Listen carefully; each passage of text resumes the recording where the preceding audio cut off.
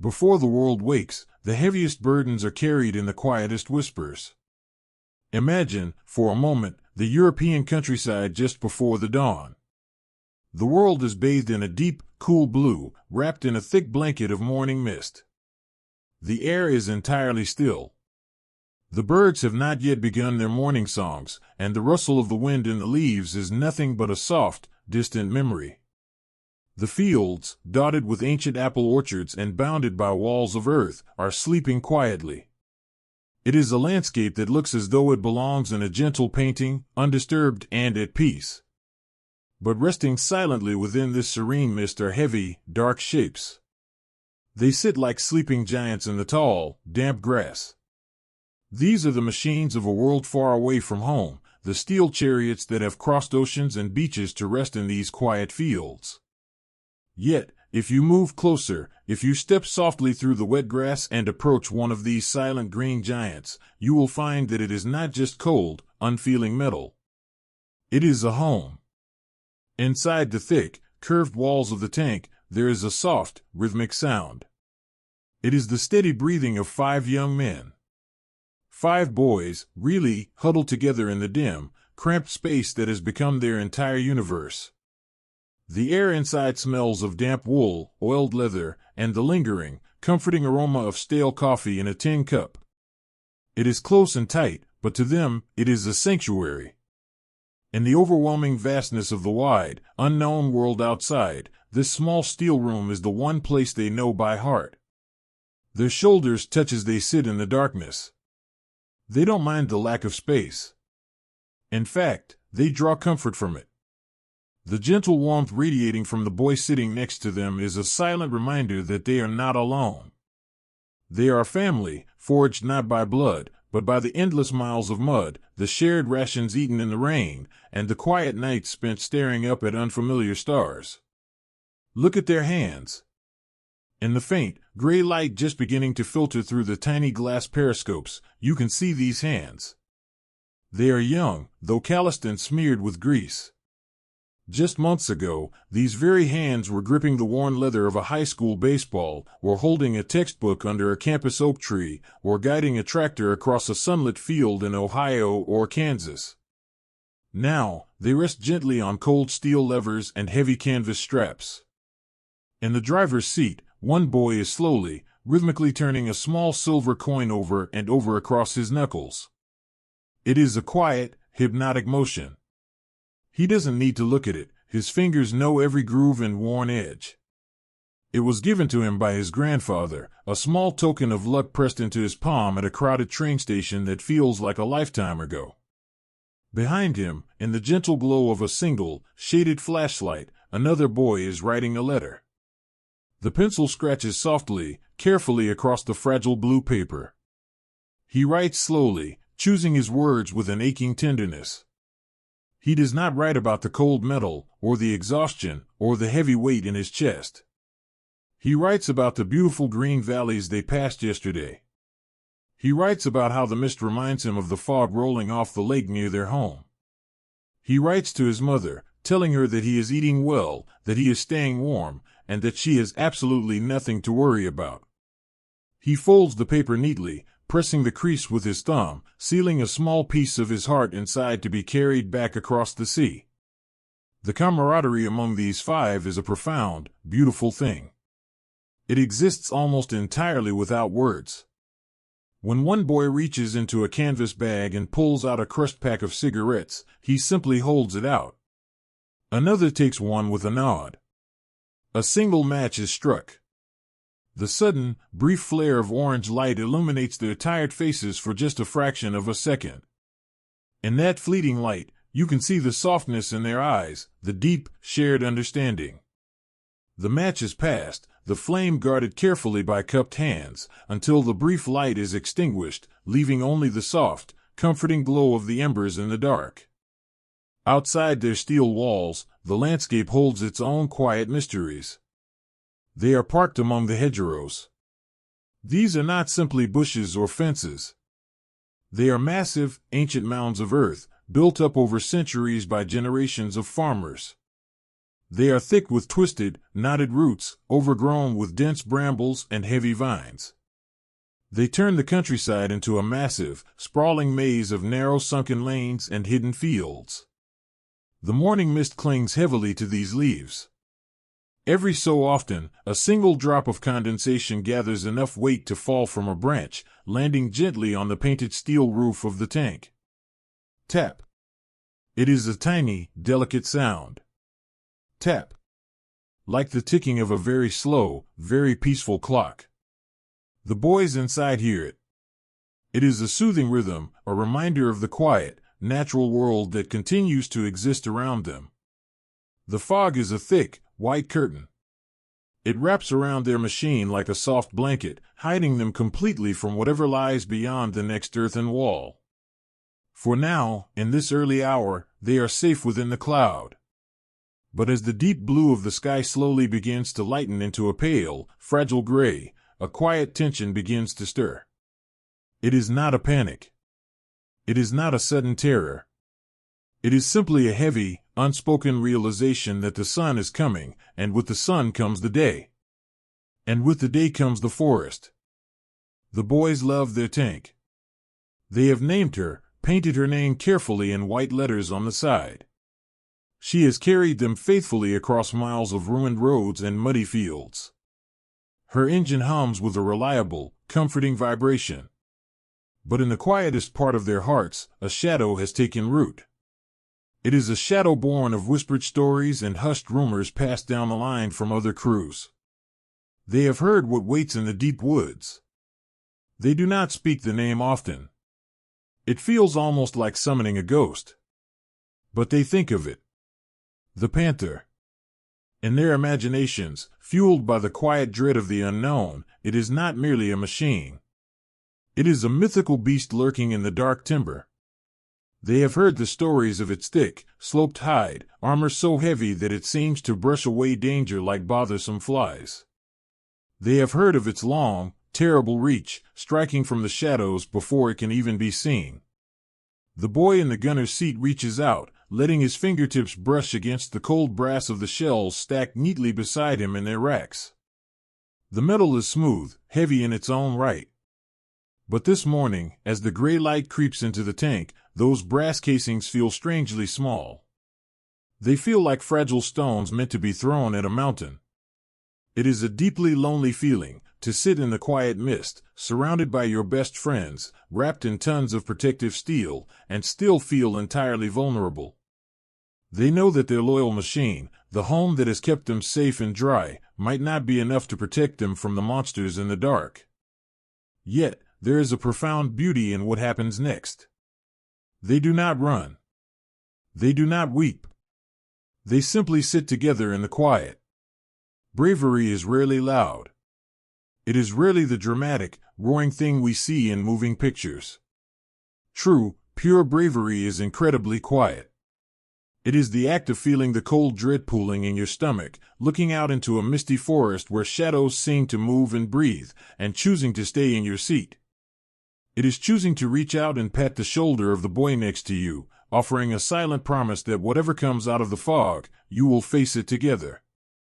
The mist is beginning to thin now, just slightly. The edges of the ancient hedgerows are becoming sharper, tearing through the white veil. The birds, slowly, tentatively, begin to sing their morning notes, breaking the absolute silence of the dawn. The world is waking up.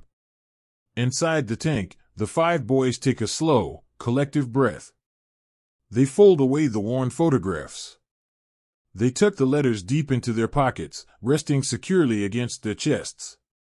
They finish the last drops of the cold coffee, the metallic taste lingering on their tongues. They adjust their canvas caps and settle into their seats, their hands finding the familiar grooves of the steering levers and the cold, heavy metal of the gun handles. The quiet sanctuary of the morning is coming to an end. The heavy burden of the day is settling upon their young shoulders once again. But they carry it with a gentle resilience, a quiet dignity born of their love for each other. They sit in the fading shadows of the hedgerows, listening to the soft rustle of the leaves, waiting for the fog to clear, and watching the tree lean with calm, steady eyes. There is a special kind of love a soldier reserves for the machine that keeps him alive. When you spend your days and nights surrounded by foreign fields and unfamiliar roads, the world can feel infinitely large and impossibly cold. The rain falls without caring who it soaks, and the wind carries a chill that seems to reach past wool and canvas, settling deep into your bones. But for the boys who rode the long, winding paths across Europe, they had a sanctuary. They had their Sherman. To the outside observer, the tank was simply a vehicle. It was a mass of olive-drab steel, a churning set of metal tracks, and a heavy turret. But to the 5 young men living inside, it was not merely a weapon of war. It was their kitchen, their living room, their fortress, and their bed. It was a faithful companion that never judged, never complained, and asked only for a little oil and a steady hand. They knew every inch of her. They knew the exact spot on the hull where the paint had chipped away, revealing the dull gray primer beneath. They knew the specific, high-pitched whine the engine made when it was asked to climb a steep, muddy hill, and the deep, contented purr it settled into when coasting down a smooth village lane. They knew how to step over the transmission housing without looking, and how to slide into their canvas seats in the pitch black of a moonless night. In the evenings, when the engine was finally cut and the day's movement came to a halt, the tank became a haven of warmth. The massive engine in the back would hold its heat for hours, turning the steel hull into a giant, gentle radiator. The boys would drape their wet, muddy socks over the warm metal grates, watching the steam rise softly into the cool evening air. They would sit together on the engine deck, sharing a tin of peaches or passing around a single, precious square of chocolate from home. They decorated their steel home just as anyone would decorate a house. Photographs of sweethearts with bright, hopeful smiles were carefully taped near the periscopes, their edges worn soft from being touched by dirty, gentle thumbs. A lucky horseshoe might be welded to the front slope, or a small, faded flag pinned to the canvas radio cover. They painted names on the long barrel of the gun, names of mothers, of hometowns, of girls they had danced with to the sound of a phonograph on a warm summer night. They named their tanks Alice, or Boomerang, or Chicago. These names breathed life into the metal. They believed in their machine. They had been told, and they truly felt, that they were riding in the finest triumph of modern engineering. The Sherman was fast, it was reliable, and it was comfortable. When the mornings were freezing, it started with a comforting roar. When the mud was thick and heavy, pulling at their boots like wet cement, the tank's tracks carried them effortlessly over the earth. When they closed the heavy steel hatches, pulling them shut with a solid, reassuring clank, they felt untouchable. They wore this belief like an invisible suit of armor. It was a quiet confidence that settled in their chests. They trusted the thick glass of their vision blocks. They trusted the heavy brass shells stacked neatly in their floor racks. They trusted the smooth, heavy mechanisms of their main gun, confident that when the time came, their swiftness and their steel would be more than enough to protect them and send them safely back across the sea.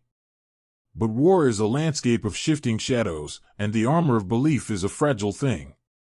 It happened quietly, on a day that looked just like any other. The sky was the color of pale slate, and the fields were painted in the muted greens and browns of a fading season. The air was crisp, carrying the faint, earthy scent of turned soil. The crew was moving slowly through a gentle valley, the engine humming its familiar, soothing lullaby. Inside the turret, the loader was leaning against the cool wall, his eyes half closed, listening to the soft static of the radio.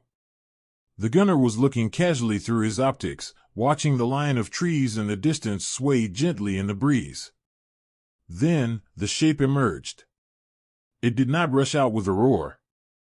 It simply appeared at the edge of the woods, as if the shadows themselves had thickened and taken form. It was a silhouette they had only heard whispers of in the dark, rainy encampments. The Panther. Even from a distance, it looked entirely different from the machines they knew. It was wide, low to the ground, and its armor did not stand up straight. Instead, the steel was sharply angled, sloping back like the sleek brow of a predator. It looked heavy, immovable, and profoundly cold. Inside the Sherman, the atmosphere shifted instantly. The comforting hum of the engine suddenly felt very small against the vastness of the valley. The boys did not shout. Their training and their deep bond took over in a silent, synchronized dance.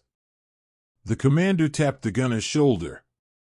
The gunner's hands tightened gently on the elevation wheels. The loader, his heart suddenly beating a frantic rhythm against his ribs, reached down into the dark racks. His hand found the familiar, cool brass of an armor-piercing shell. He lifted it, a heavy, beautifully machined piece of metal that represented their ultimate defense. He slid it smoothly into the breech, the mechanism locking shut with a crisp, metallic snap. Ready. The word was whispered, barely carrying over the sound of the idling engine. The gunner peered through his sight. The crosshairs rested perfectly on the center of the dark, sloping beast in the distance. He took a slow, steady breath, holding it in his lungs. He felt the familiar weight of the trigger beneath his fingers. He had done this 100 times in training. He trusted his eye. He trusted his gun. He trusted the heavy brass shell resting in the chamber. He squeezed the trigger. The tank rocked backward with a deep, concussive thump. The smell of burnt powder instantly filled the cramped space, sharp and acrid. For a fraction of a second, a desperate, breathless hope hung in the air of the turret. Through the optics, the gunner watched the tracer, a tiny, glowing ember flying straight and true across the gray landscape. It was a perfect shot. It sailed over the tall grass, a streak of light cutting through the cold air, striking the slanted front plate of the heavy German tank dead center. And then, the world seemed to stop. There was no devastating impact. There was no crippling blow. Instead, there was a bright, harsh spark of orange light against the gray steel. A terrible, echoing crack rolled across the valley. The American shell, the heavy piece of metal they had placed all their faith in, simply bounced. It struck the sloped armor and deflected upward, spinning wildly off into the empty sky, entirely harmless. It was as if they had thrown a pebble against a solid brick wall. The dark beast in the distance did not shudder. It did not stop. It merely turned its long, terrifying barrel slowly toward them. Inside the Sherman, the silence was absolute. It was a silence so profound that it seemed to swallow the noise of their own engine. The loader stood frozen, his hand hovering over the empty breech. The gunner stared through the glass, his eyes wide, his breath caught in his throat. In that single, fleeting moment, everything changed. The physical armor of their tank remained perfectly intact. The green paint was unblemished. The steel walls were still wrapped securely around them. But the armor of their belief, the quiet, comforting certainty that their home could protect them, shattered completely. It was a chilling realization that crept over them like a sudden drop in the temperature. They looked at the heavy brass shells resting in the racks. Only moments ago, these had been their protectors, their swords, their guarantees of a tomorrow. Now, in the dim light of the turret, they looked short. They looked stubby. They looked entirely inadequate. The loader reached down to pull another shell, but his hands felt different. They felt heavy, weighed down by a new, invisible burden. The brass felt colder to the touch. The comforting smell of the oil and the canvas suddenly felt suffocating. The small, enclosed space that had been their warm, safe sanctuary now felt like a fragile tin box sitting in the middle of a very dark, very dangerous room. They realized, with a quiet, sinking sorrow, that the rules of their world had been rewritten without their permission. The tools they had been given, the tools they had trusted with their very lives, were simply not enough to pierce the hide of the monsters waiting in the trees. Yet, there was no panic. There was no screaming. The boys simply looked at each other in the dim light. In the eyes of the driver, looking back through his small hatch, there was a mirrored reflection of the same quiet fear. But within that fear, there was also a profound, heartbreaking resilience. The loader slid the next shell into the breech. The metal clacked shut. It was a futile gesture, perhaps, but it was all they had. They could not change the thickness of the enemy's steel, and they could not make their own gunfire any harder. All they could do was rely on the only thing that hadn't betrayed them, each other. The invisible shield of confidence was gone, replaced by a raw, naked vulnerability. The road ahead suddenly looked much longer, the shadows in the hedgerows grew deeper, and the misty mornings felt a little colder. They were no longer the untouchable knights of the open fields. They were young men, sitting in the dark, holding their breath, learning to live with the heavy, quiet dread that their absolute best might simply bounce away into the sky. When the engine finally falls silent, the war outside fades into a quiet, heavy dark. The nighttime brings a completely different world to the boys who live inside the machine. During the day, the tank is a creature of motion and noise, roaring over uneven ground, shaking with the vibration of a massive engine, smelling of hot exhaust and trampled earth. But when the evening comes, and the tracks finally stop churning the soft European soil, a profound stillness washes over the crew. Parked securely beneath the sprawling, protective branches of an ancient oak tree, or tucked quietly behind a thick, overgrown hedgerow, the Sherman tank transforms. It is no longer a vehicle of war. In the quiet of the night, it becomes a steel bell, resting silently in the forest, holding the gentle breaths of 5 young men within its thick, curving walls. Inside this bell, there is no moonlight. The heavy steel hatches are pulled shut, locked tightly from the inside, sealing out the damp, freezing fog that begins to roll across the fields. The only light comes from a single, small flashlight, its lens carefully covered with a piece of thin red cloth to dim the glow. This faint, rosy light casts long, soft shadows against the curved interior of the turret. It illuminates the white-painted steel walls, making the cramped, mechanical space feel strangely like a quiet, hidden sanctuary. It is incredibly small inside. To stand up straight is impossible. Every inch of space is occupied by radios, canvas bags, canteens, and the cold, unyielding metal of the gun breech. When one boy shifts his weight, his knee gently bumps the shoulder of the boy next to him. When the driver stretches his tired legs, his boot brushes the back of the assistant driver's seat. It is a deep, profound claustrophobia, but in the heart of the freezing night, this tightness is not a prison. It is an embrace. In a world that is vast, unknown, and filled with shadows, this small, enclosed space is the only thing that makes sense. The close proximity of their bodies generates a shared warmth that the cold steel tries to steal away. They can hear each other breathing. It is a slow, steady rhythm, rising and falling in the red dark, a soothing, unconscious chorus that reminds each of them that they are safe and that they are together. In the faint, colored glow of the flashlight, the loader sits with his knees pulled up to his chest. Balanced precariously on his thighs is a small, battered leather notebook. In his hand, he holds a wooden pencil, worn down to a tiny stub, its point carefully sharpened with a pocket knife just moments ago. He is writing a letter. The soft, rhythmic scratch, scratch, scratch of the graphite moving across the thin, fragile paper is the loudest sound in the tank. It is a peaceful, hypnotic noise. The other boys lean their heads back against the cold steel, closing their eyes, simply listening to the sound of the pencil. It sounds like a quiet ticking clock. It sounds like home. When he writes, the boy does not look at the heavy brass shells stacked in the dark racks just inches from his boots. He does not look at the heavy steel breech of the gun that dominates the center of their small room. His mind is thousands of miles away, carried across a vast, dark ocean to a place where the air smells of pine needles and wood smoke, rather than diesel oil and damp wool. He writes to his mother. The letters are small, neat, and precise. He tells her about the French countryside, describing the old stone farmhouses and the rolling green hills that look just like the paintings in the library back home.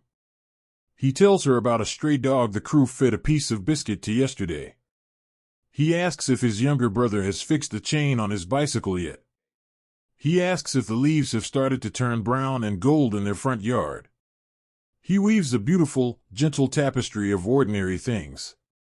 It is a desperate, loving attempt to bridge the immense gap between his terrifying reality and her quiet front porch. But there is a heavy, silent space between the lines of his letter. There is a whole world of things he does not write. He does not write about the profound, aching homesickness that settles in his chest every time the sun goes down.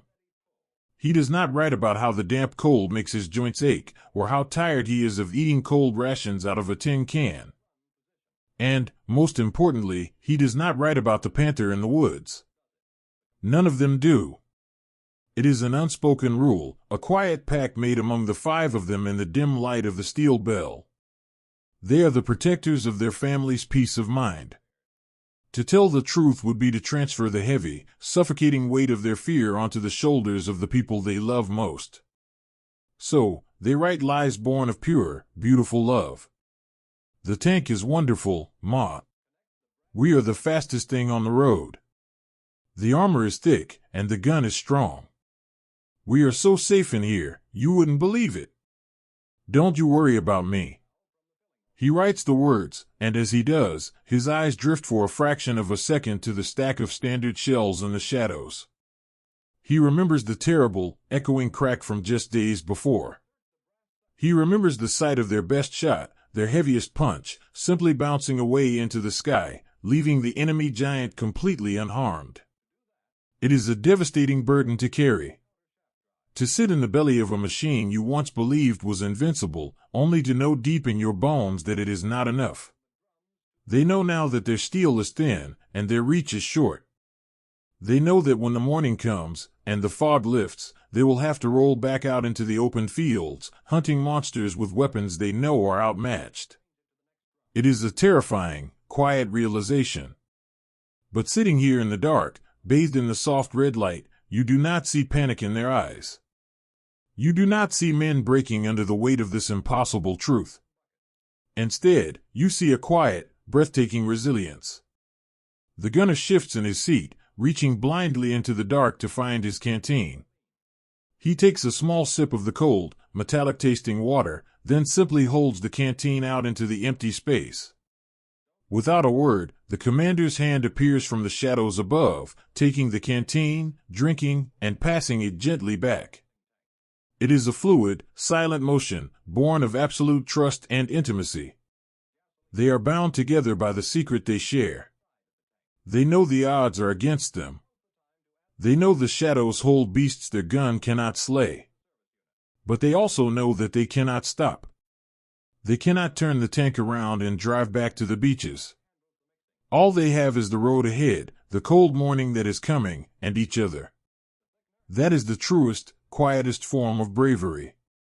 It is not the absence of fear, it is the feeling of that fear sitting heavy and cold in your stomach, knowing your shield is cracked and your sword is dull, but choosing to wake up the next morning and move forward anyway, simply because the boy sitting next to you is doing the same. The loader finishes his letter. He signs his name with a slow, deliberate flourish, pressing a tiny piece of his heart into the paper. He carefully folds the thin sheet, the creases sharp and neat, and tucks it into a small canvas pouch strapped to his chest, right over his heart. It will wait there until the mail jeep catches up to them, a fragile white bird ready to fly home.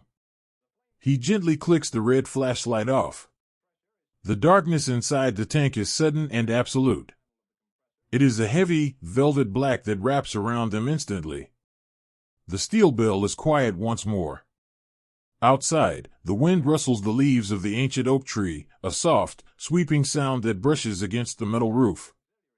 Inside, the boys settle into their cramped corners. They pull their thin, scratchy wool blankets up to their chins, folding their arms across their chests to conserve whatever warmth they have left. The silence stretches out, deep and peaceful. Soon, the soft, rhythmic breathing resumes. 5 chests rising and falling in the dark. 5 minds drifting away from the cold steel, away from the muddy fields, away from the looming shadows of the unknown, traveling back to warm kitchens, soft beds, and the gentle voices of home. They sleep securely in the belly of their wounded giant. They rest, gathering their strength in the quiet dark, knowing that whatever tomorrow brings, whatever beasts wait in the morning mist, they will not face them alone. They will face them together, bound by the quiet, enduring strength of their brotherhood, deep inside their ringing steel bell. The deepest shadows do not live in the night, but in the dense, silent edge of a forest waiting for the sun. Imagine a sprawling stretch of ancient European timber. The trees here are impossibly tall, their trunks thick with rough, moss-covered bark that has stood watch over these gentle valleys for centuries. Their branches reach out and weave together high above, creating a vast, natural roof of pine needles and broad oak leaves.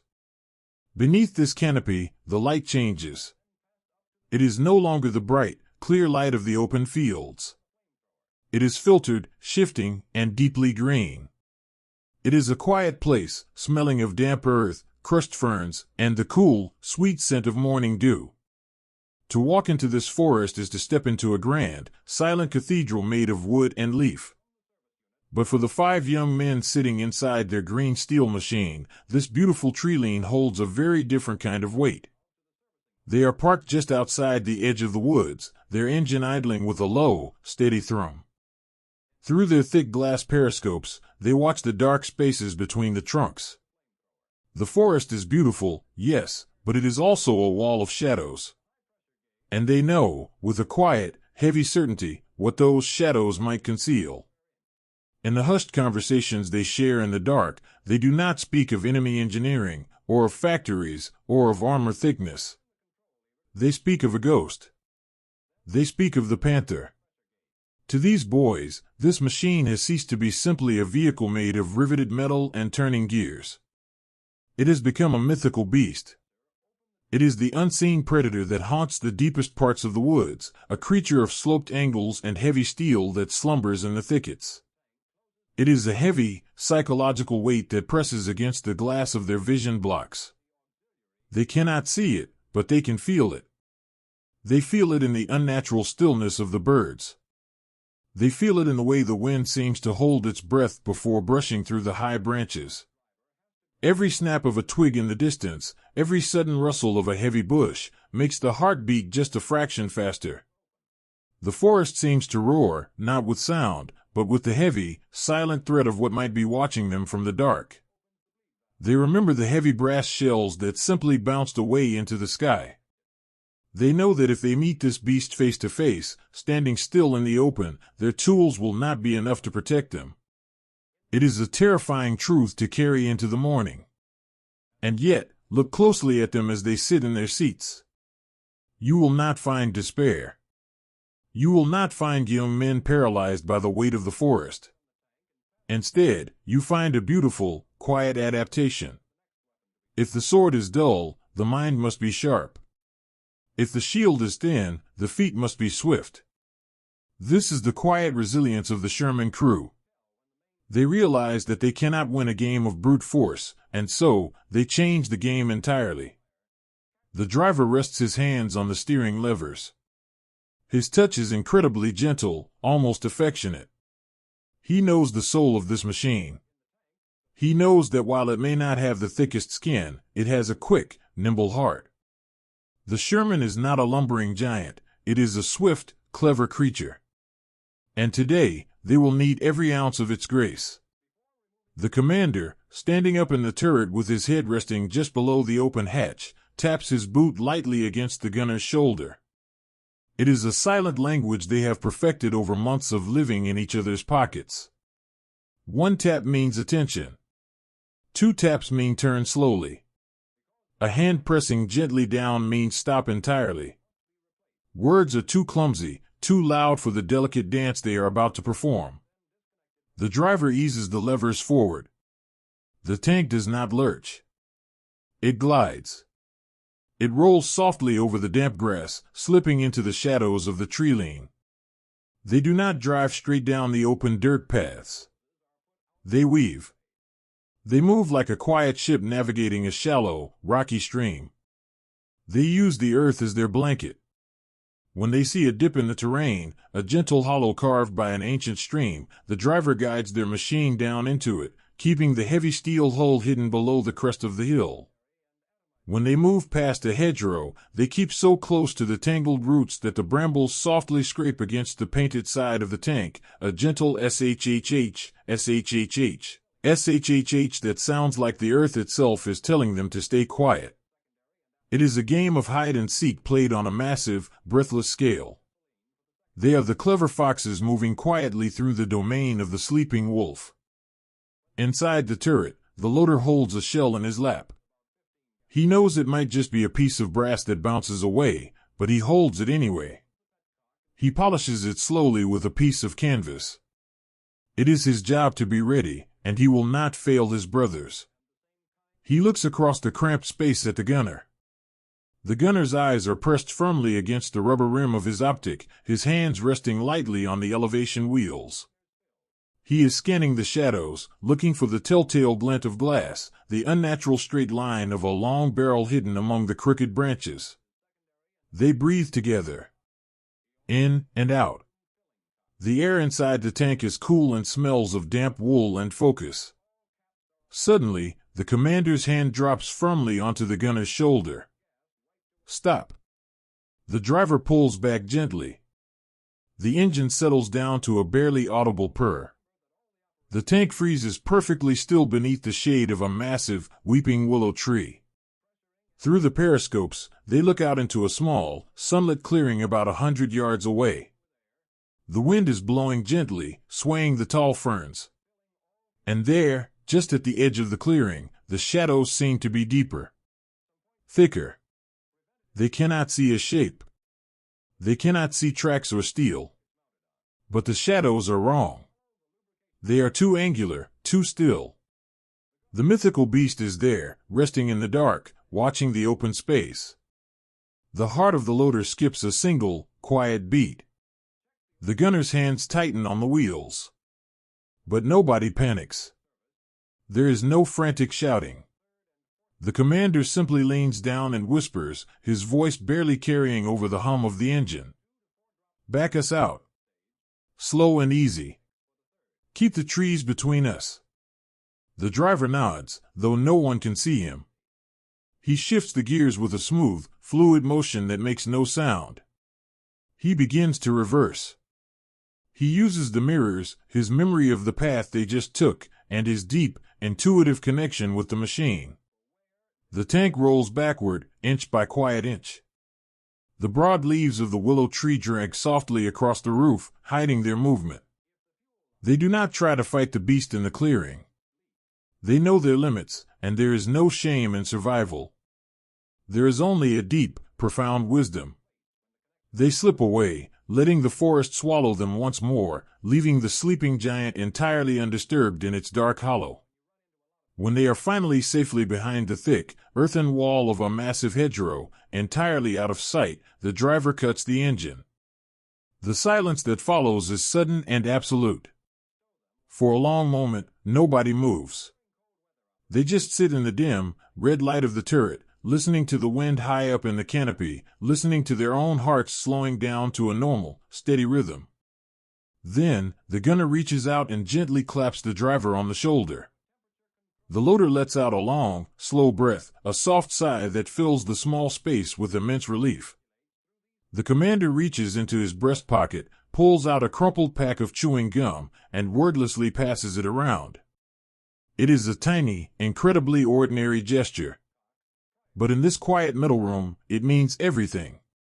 It means we are still here. It means we looked into the dark, and we made it out. They survived not because their armor was the thickest, or because their gun was the loudest. They survived because they were clever. They survived because they trusted the boy next to them more than they feared the beast in the woods. They survived because they knew how to listen to the whisper of the leaves and the gentle hum of their own machine.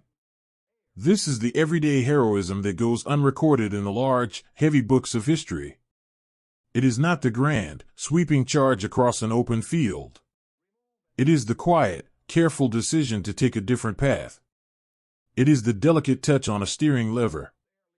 It is the silent, comforting hand on a shoulder in the dark. As the afternoon sun begins to dip lower in the sky, casting long, golden beams of light through the trunks of the trees, the crew prepares to move again. The forest has not lost its mystery, and the shadows have not entirely disappeared. But the heavy, psychological weight feels just a little bit lighter now. They know that the panther is out there. But they also know that they are quick, they are smart, and they are together. They are a family wrapped in green steel, navigating the deep woods with quiet grace.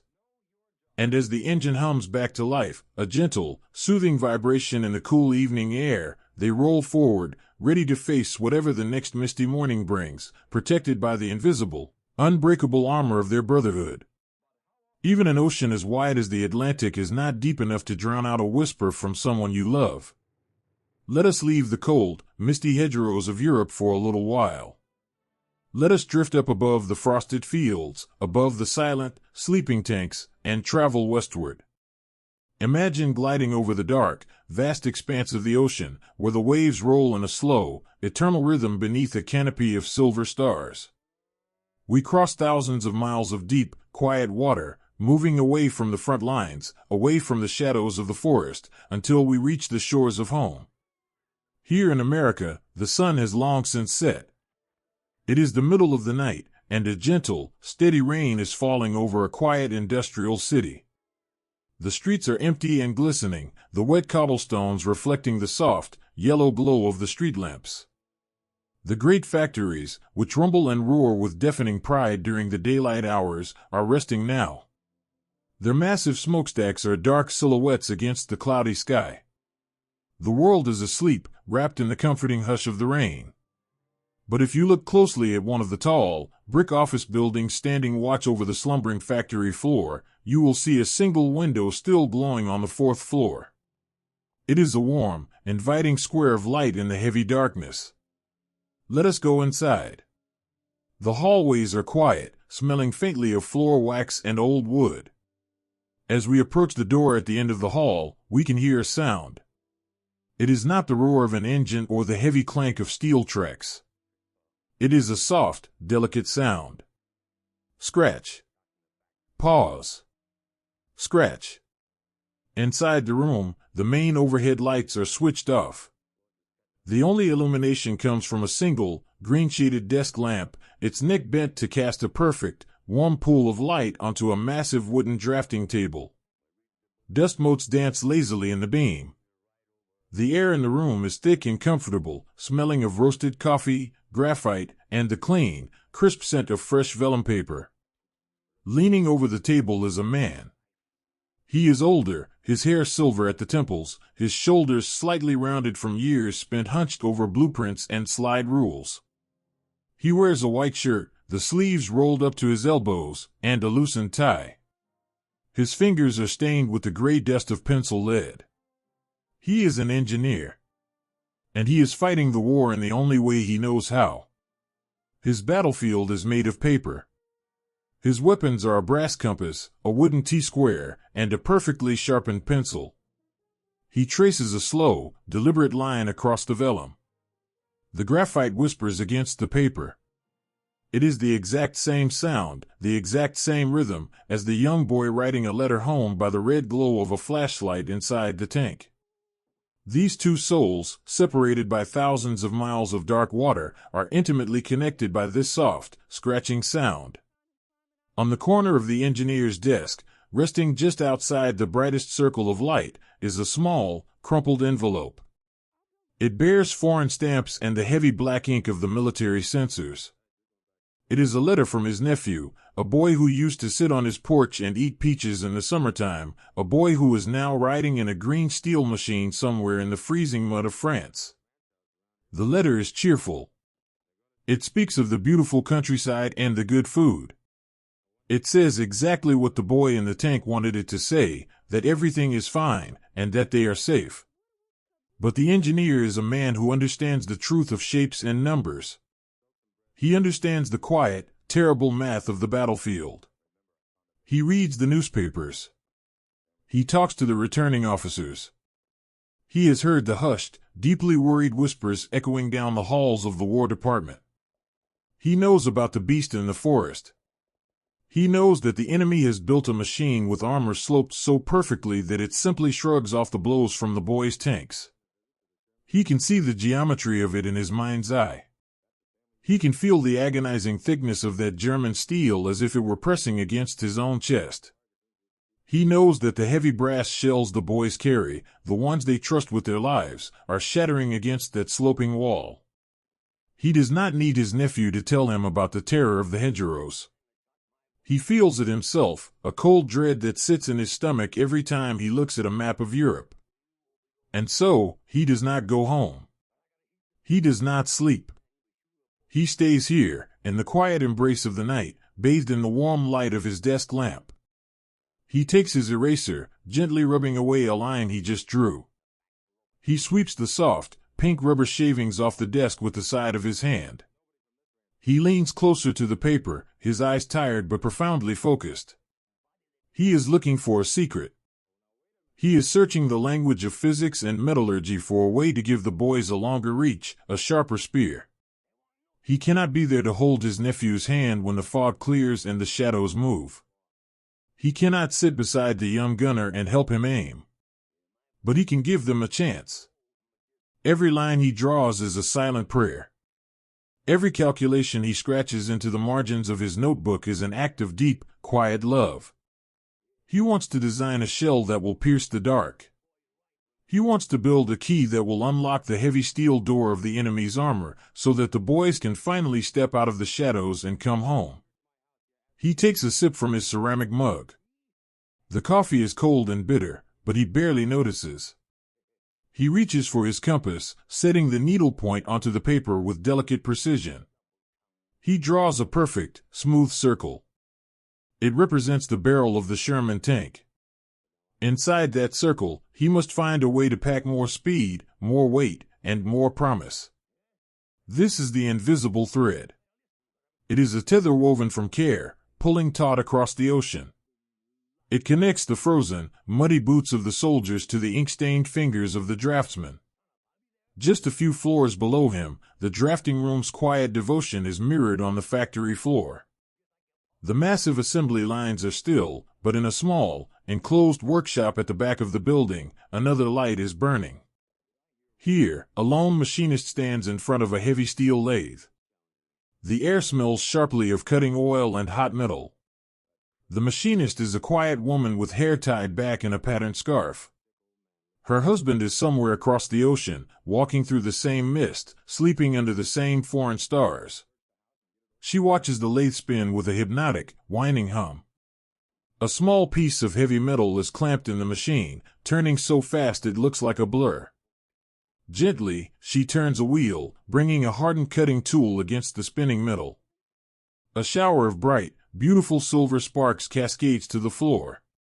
Long, curling ribbons of freshly cut steel fall away from the block, shining like newly minted coins. She is building what the engineer has drawn. She is holding the physical shape of their hope in her hands. When the machine stops, she unclamps the metal. It is warm to the touch. It is smooth and heavy, flawlessly shaped. She wipes it clean with a rag, holding it up to the light. It is just a single, small piece of a much larger puzzle. It is a prototype, a whisper of a thing that does not yet fully exist. But as she holds it, she closes her eyes for just a moment. She imagines this tiny piece of metal flying across a field, carrying her husband safely through the storm. She places the piece gently into a padded wooden box, treating it with the reverence of a precious jewel. These are the unseen heroes of the quiet hours. There are no medals for sitting at a drafting table at 3 in the morning. There are no parades for sweeping metal shavings off a workshop floor. But the love here is just as fierce, just as desperate, and just as beautiful as the bravery in the fields. The engineer upstairs finally sets his pencil down. He rubs his tired eyes with the palms of his hands. He looks out the rain-streaked window. The sky above the city is just beginning to lighten, turning from black to a deep, bruising purple. The rain has stopped. He looks back down at his desk. The blueprints are covered in new lines, new numbers, and new possibilities. It is not finished yet. The puzzle is incredibly complex, and the secret is hiding deep within the math. But he is closer. He can feel it. He gently touches the edge of his nephew's letter. He makes a silent promise to the worn envelope. "Hold on," he whispers to the empty room. "Just hold on a little longer. We are coming. We are building it." He turns off the green desk lamp. The room fades into the soft, gray light of the early dawn. Thousands of miles away, the sun is rising over the European hedgerows. The cold mist is beginning to burn away. Inside the tanks, the boys are waking up, stretching their stiff limbs, and preparing to face the dark tree lane once again. They feel isolated. They feel alone at the edge of the world. They do not know about the lit window in the brick building. They do not know about the silver sparks falling to the workshop floor, or the tired eyes of the engineer who refuses to sleep. They cannot see the invisible thread. But it is there. A lifeline woven from graphite, warm metal, and endless devotion, stretching across the dark water, pulling them gently, surely, toward the light.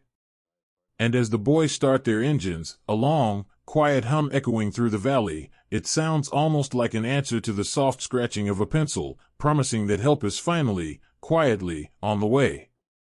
Sometimes, the answer to 1,000 whispered prayers arrives not with a sudden miracle, but with the quiet, heavy grace of new steel warming in the afternoon sun. There is a brief, beautiful pause in the rhythm of the journey, a day where the heavy, gray clouds that have blanketed the European countryside finally break apart.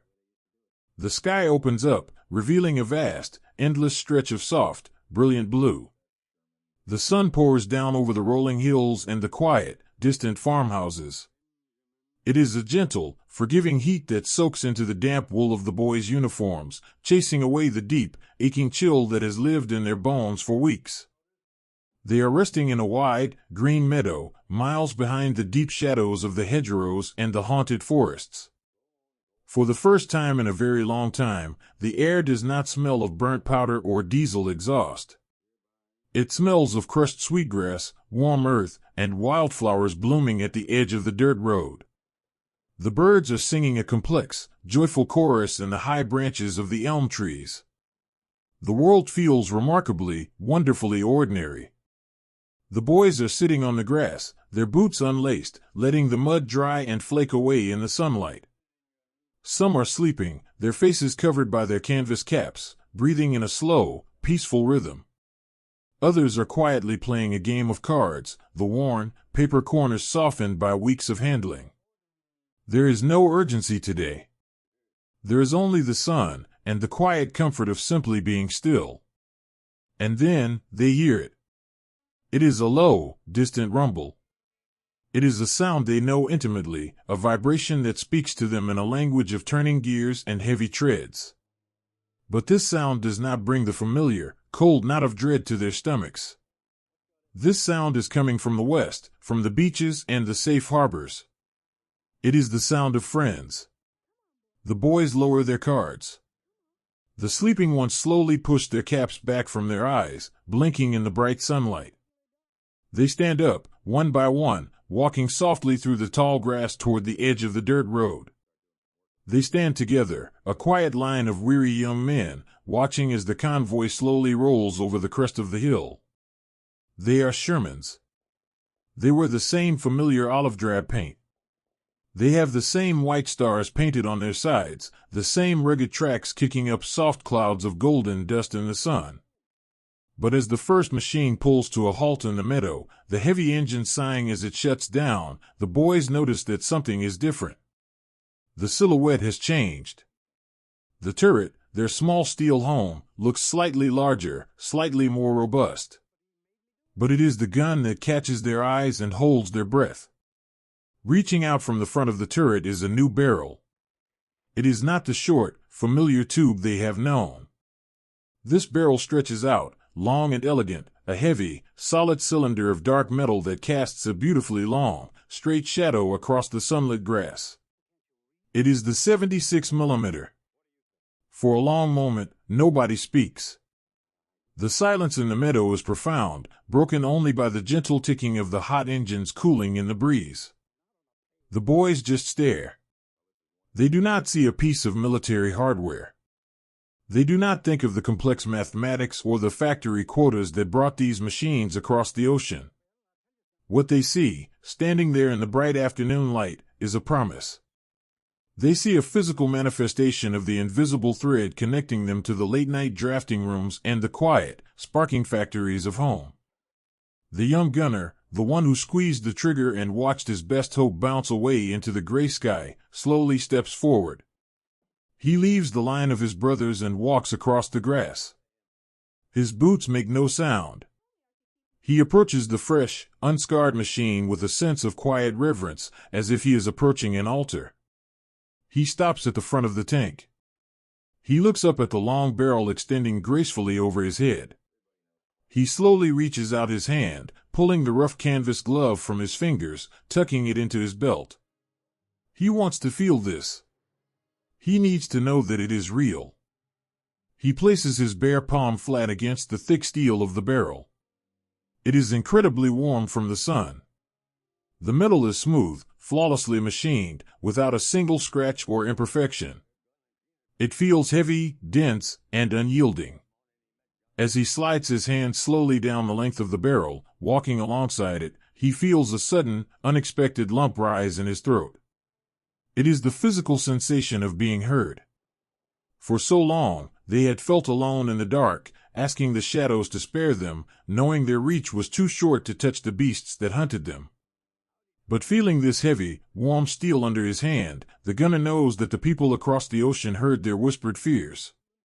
The mothers, the fathers, the tired engineers under the green desk lamps, they had listened. And they had built this. They had forged a longer spear to keep their boys safe. The rest of the crew follows him. They gather around the new machine, trailing their fingers over the fresh paint. The smell of the tank is different, too. It doesn't smell like damp earth and old fear. It smells of fresh factory cosmoline, of clean oil, and crisp canvas. It smells entirely of home. It smells like a fresh start. The loader climbs up the side of the hull, his boots finding the familiar footholds. He pulls open the heavy steel hatch and lowers himself down into the turret. The space inside is still tight, still close, but as his eyes adjust to the shadows, he sees the new heart of their machine. The breech of the long gun is massive. It is a beautiful, heavy block of polished steel that dominates the tiny room. He reaches out and rests both hands on it, feeling the immense, sleeping power locked within the metal. He looks down at the floor racks. The shells resting there are no longer the short, stubby brass cylinders he is used to. These new rounds are incredibly long, tapering up to a heavy, sharp point. He bends down and wraps his hands around one. As he lifts it, his muscles strain just slightly. It is significantly heavier than the old shells. It takes both of his hands to cradle it against his chest. But he does not mind the weight. To him, the heavy burden of the brass in his arms is the most comforting feeling in the world. It is the weight of a fighting chance. It is the weight of survival. He imagines sliding this massive, beautiful shell into the heavy steel breech. He imagines the deep, echoing roar of the longer barrel. And for the first time in weeks, the image of the sloping, shadowed armor of the Panther does not bring a cold sweat to the back of his neck. The fear is still there, yes. The forest will always be dark. But the shield they carry into the woods is no longer brittle. He climbs back out of the hatch, emerging into the bright sunlight. He looks down at his crewmates standing on the grass. He simply nods. It is a small, quiet gesture, but it speaks volumes. It says, "We are going to be okay." As the afternoon slowly bleeds into evening, the golden light turning the green meadow into a sea of amber and rust, the boys do not stray far from their new machines. They sit on the warm engine decks, leaning their backs against the sturdy side of the new turret. The mood has shifted. The heavy, suffocating blanket of dread that they had carried with them since their first encounter with the beast has been gently lifted away. In its place is a quiet, cautious optimism. They share a tin of warm rations, the metallic clinking of their spoons sounding lighter, almost cheerful. The commander pulls a battered harmonica from his pocket. He taps it against his palm, raises it to his lips, and begins to play a soft, slow melody. The notes drift lazily through the warm evening air, a gentle lullaby for the resting giants. The music weaves through the long barrels, carrying across the meadow, filling the space with a simple, profound peace. Under the fading light, the driver pulls out his small leather notebook. He leans against the massive steel tracks, resting the paper on his knee. Tonight, as he writes his letter, the words flow differently. He does not have to invent a brave face. He does not have to hide behind carefully constructed reassurances. He looks up at the long barrel of the 76mm gun, silhouetted against the brilliant, bruised colors of the sunset. They brought us new ones today, he writes, his handwriting smooth and relaxed. They are beautiful. They gave us a longer reach. You don't have to worry quite so much anymore. We are safe. We have a good, strong home. He folds the letter, the paper feeling light and full of genuine hope. As the stars begin to slowly prick through the darkening sky, wrapping the world in a soft, twilight blue, the boys prepare for sleep. They spread their bedrolls out on the grassy earth, choosing to sleep outside tonight, beneath the protective shadow of the long gun. They lie on their backs, their hands resting comfortably behind their heads, looking up at the vast canopy of stars. The air is cool now, but it is a refreshing, clean cold. The new tanks sit silently beside them, their long barrels pointing steadfastly toward the horizon, like silent sentinels keeping watch over the sleeping meadow. The boys close their eyes. The quiet prayers they whisper into the dark tonight are not prayers of desperate survival. They are gentle prayers of profound gratitude. They give thanks for the tired hands across the ocean that shaped the heavy steel. They give thanks for the warm sun that dried their boots. And they give thanks for the long, quiet shadow of the barrel that rests beside them. Tomorrow, the tracks will turn again. Tomorrow, they will leave the sunlit meadow and roll back toward the shadows of the forest, where the true test of their new steel waits. But tonight, there is no fear. There is only the soft rustle of the wind in the sweetgrass, the gentle breathing of friends, and the deep, comforting embrace of renewed hope, sleeping peacefully beneath the long barrel in the dark. Hope is a beautiful, fragile thing, and sometimes, even when we nurture it with all our hearts, the wind is simply too cold for it to take flight. The air in the valley is thick with a fine, golden dust. It hangs suspended in the late afternoon light, a soft, hazy curtain that turns the sun into a pale, blurred coin in the sky. The world is entirely silent, save for the low, exhausted hum of the Sherman's engine, ticking as it slowly cools. Inside the small steel room of the turret, the air is heavy. It smells of burnt powder, hot oil, and the sharp, unmistakable scent of sudden, quiet heartbreak. Just moments ago, the long barrel, the beautiful, heavy piece of new steel they had placed all their faith in, had spoken. The crew had worked in perfect, desperate harmony. The loader had slid the long, heavy brass shell into the breech. The gunner had held his breath, trusting the crosshairs, trusting the math, trusting the promise that had been shipped to them across the dark ocean. When he squeezed the trigger, the tank had rocked with a magnificent, deep roar, sending their best hope flying across the field toward the shadow in the trees. They had watched through the thick glass of the periscopes, their hearts suspended in their chests, waiting for the beast to finally break. But the beast did not break. The tracer had flown true, a brilliant spark of light striking the sloped, heavy armor of the Panther. Yet, instead of piercing the dark, the spark had shattered, glancing off the slanted steel and disappearing harmlessly into the sky. The enemy giant had simply backed away, slowly retreating into the deep cover of the woods, untouched and untamed. Now, the dust is settling, and the truth is settling with it. The loader sits back heavily on his small canvas seat. At his feet rests the empty brass casing. It is still hot, smoking faintly in the dim light of the turret. He stares at it. Only yesterday, that brass cylinder had felt like a key to their salvation. It had felt like a promise kept by the engineers working late into the night back home. He reaches down and touches the warm rim of the casing. It is just empty metal now. The new gun is better. They know it is better. It hits with a ferocious speed and a heavy punch that their old, short barrel could never dream of. But against the cruel geometry of the Panther's sloping hide, against the sheer, massive thickness of the beast, it is still not enough. The key is simply not strong enough to turn the heavy iron lock. There is no shouting in the tank. There is no anger, and there are no tears. There is only a profound, exhausted sigh that seems to echo through all five of them at once.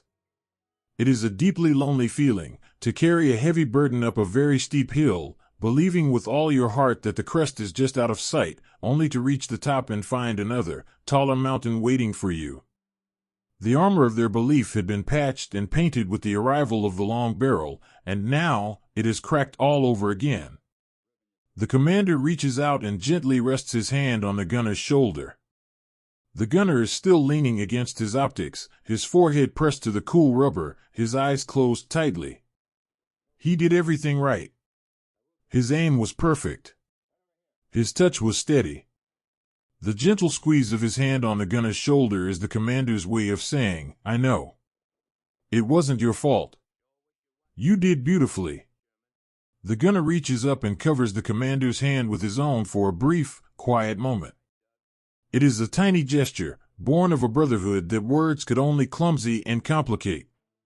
The driver slowly pulls the steering levers backward, guiding their beautiful, imperfect machine away from the open field, retreating into the deep, comforting shadow of a tall hedgerow.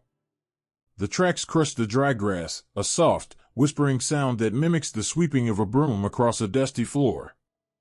They hide themselves away as the evening begins to fall, painting the sky in soft shades of bruised purple and fading gray. When the engine is finally cut, the silence of the European evening washes over them. It is time for the evening chores. You might think that after such a profound disappointment, they would abandon their routines.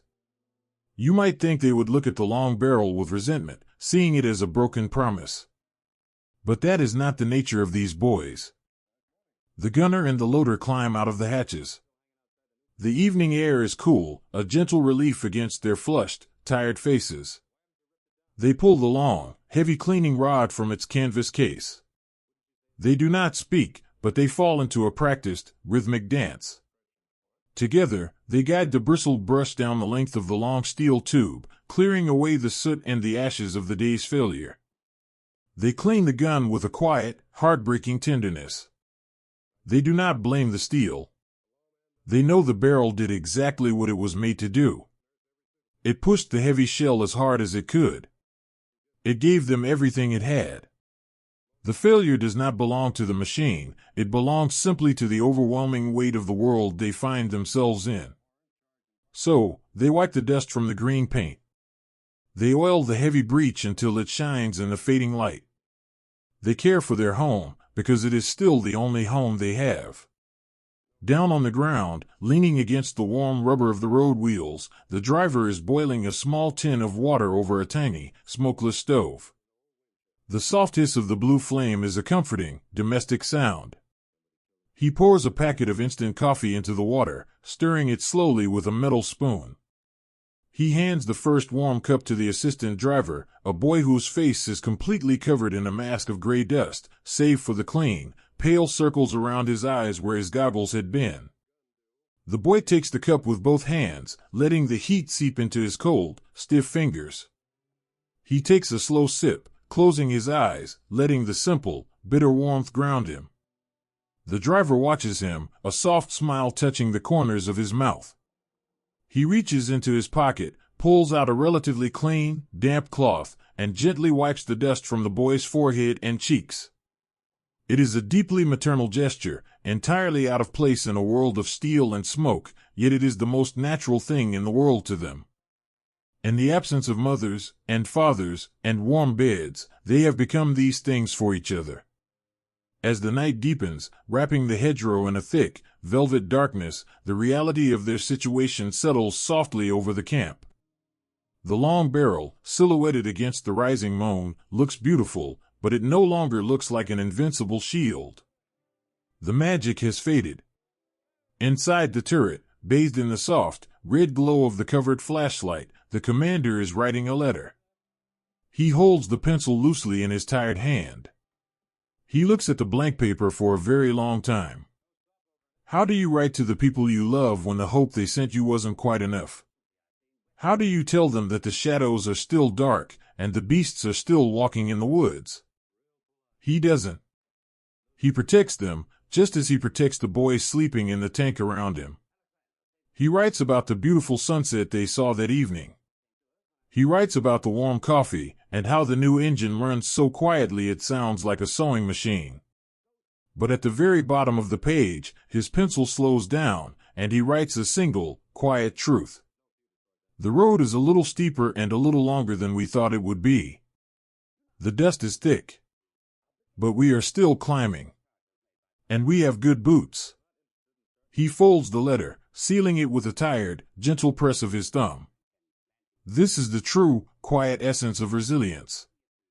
It is not a loud, roaring thing. It is not the absence of disappointment or the magical banishing of fear. Resilience is the heavy, exhausted sigh a young man makes when he realizes the tool in his hand is not sharp enough to cut the rope. It is the feeling of sitting down in the dust, letting the sheer disappointment wash over you, feeling the cold weight of it in your chest. And then, it is the quiet choice to stand back up. It is the choice to clean the dull blade. It is the choice to boil the water, to wipe the dirt from your brother's face, to write a gentle letter home, and to climb back into the cold steel box. You do not do it because you believe you are invincible. You do it simply because the boy sitting next to you is doing it, too. You do it because the sun will rise tomorrow, and the tracks must turn, and the only way out of the dark forest is straight through it.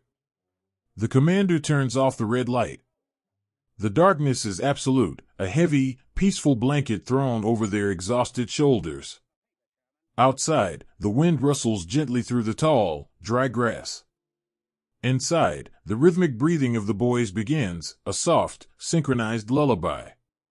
They sleep deeply tonight, not with the soaring dreams of invincibility, but with the quiet, grounding comfort of endurance. The hope of a magic wand has turned to dust, but in its place, something far stronger has taken root. It is the quiet, unbreakable stubbornness of the human spirit. It is the gentle promise that even when the armor fails, and the gun falls short, they will hold on to each other in the dark, and they will simply keep going.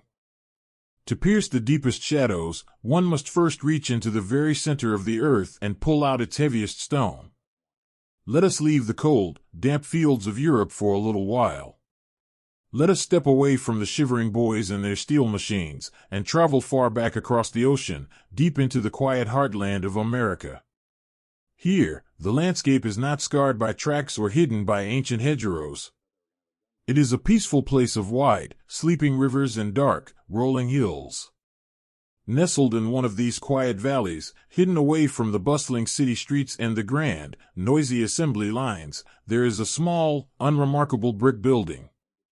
From the outside, in the deep hours of the night, it looks entirely asleep. There are no grand signs, no bright lights piercing the darkness. But if you walk closely to the thick brick walls, you can feel a gentle, rhythmic vibration humming against your palm. You can feel a profound, radiating warmth. Inside this building, the night is alive with a quiet, glowing magic. This is a secret foundry. It is not a place of deafening hammers or screaming metal saws. It is a place of intense, silent heat and solitary focus. The air inside is thick and dry, smelling of baked earth, hot clay, and the clean, sharp scent of ozone. The room is bathed in a soft, amber light spilling from the cracks of massive, heavy-doored furnaces. In the center of this amber glow stands a man. He is older, his face lined with the quiet dignity of a lifetime spent working with his hands. He wears a heavy, thick leather apron, its surface smoothed and darkened by years of standing close to the fire. His hands are massive, the knuckles broad and calloused, yet his movements are incredibly delicate, almost tender. He is the guardian of the midnight shift. And tonight, he is not working with ordinary iron or familiar brass. He is working with something entirely new. On a sturdy wooden table beside him rests a heavy canvas sack. Inside this sack is a fine, dark gray powder. It does not look like much. It looks like the swept-up ashes of a cold fireplace. But if you were to plunge your hands into it, you would gasp. It is impossibly heavy. It feels as though the dust itself is pulling you downward, anchoring you to the floor. This is tungsten. It is one of the rarest, densest elements the earth has to offer. It is born of extreme pressure and unimaginable heat deep within the crust of the world. And now, in the quiet of this hidden room, it has been brought to the surface to answer a desperate, whispered prayer. The older man does not pour this metal like liquid soup. It is too stubborn, too resilient to melt easily. Instead, he must coax it into shape. With a small, perfectly clean scoop, he transfers the heavy gray dust into a small, cylindrical mold. He works in absolute silence, his breathing slow and steady. He levels the dust perfectly, treating the rough powder with the reverence of a jeweler handling crushed diamonds. He places the mold into a heavy mechanical press.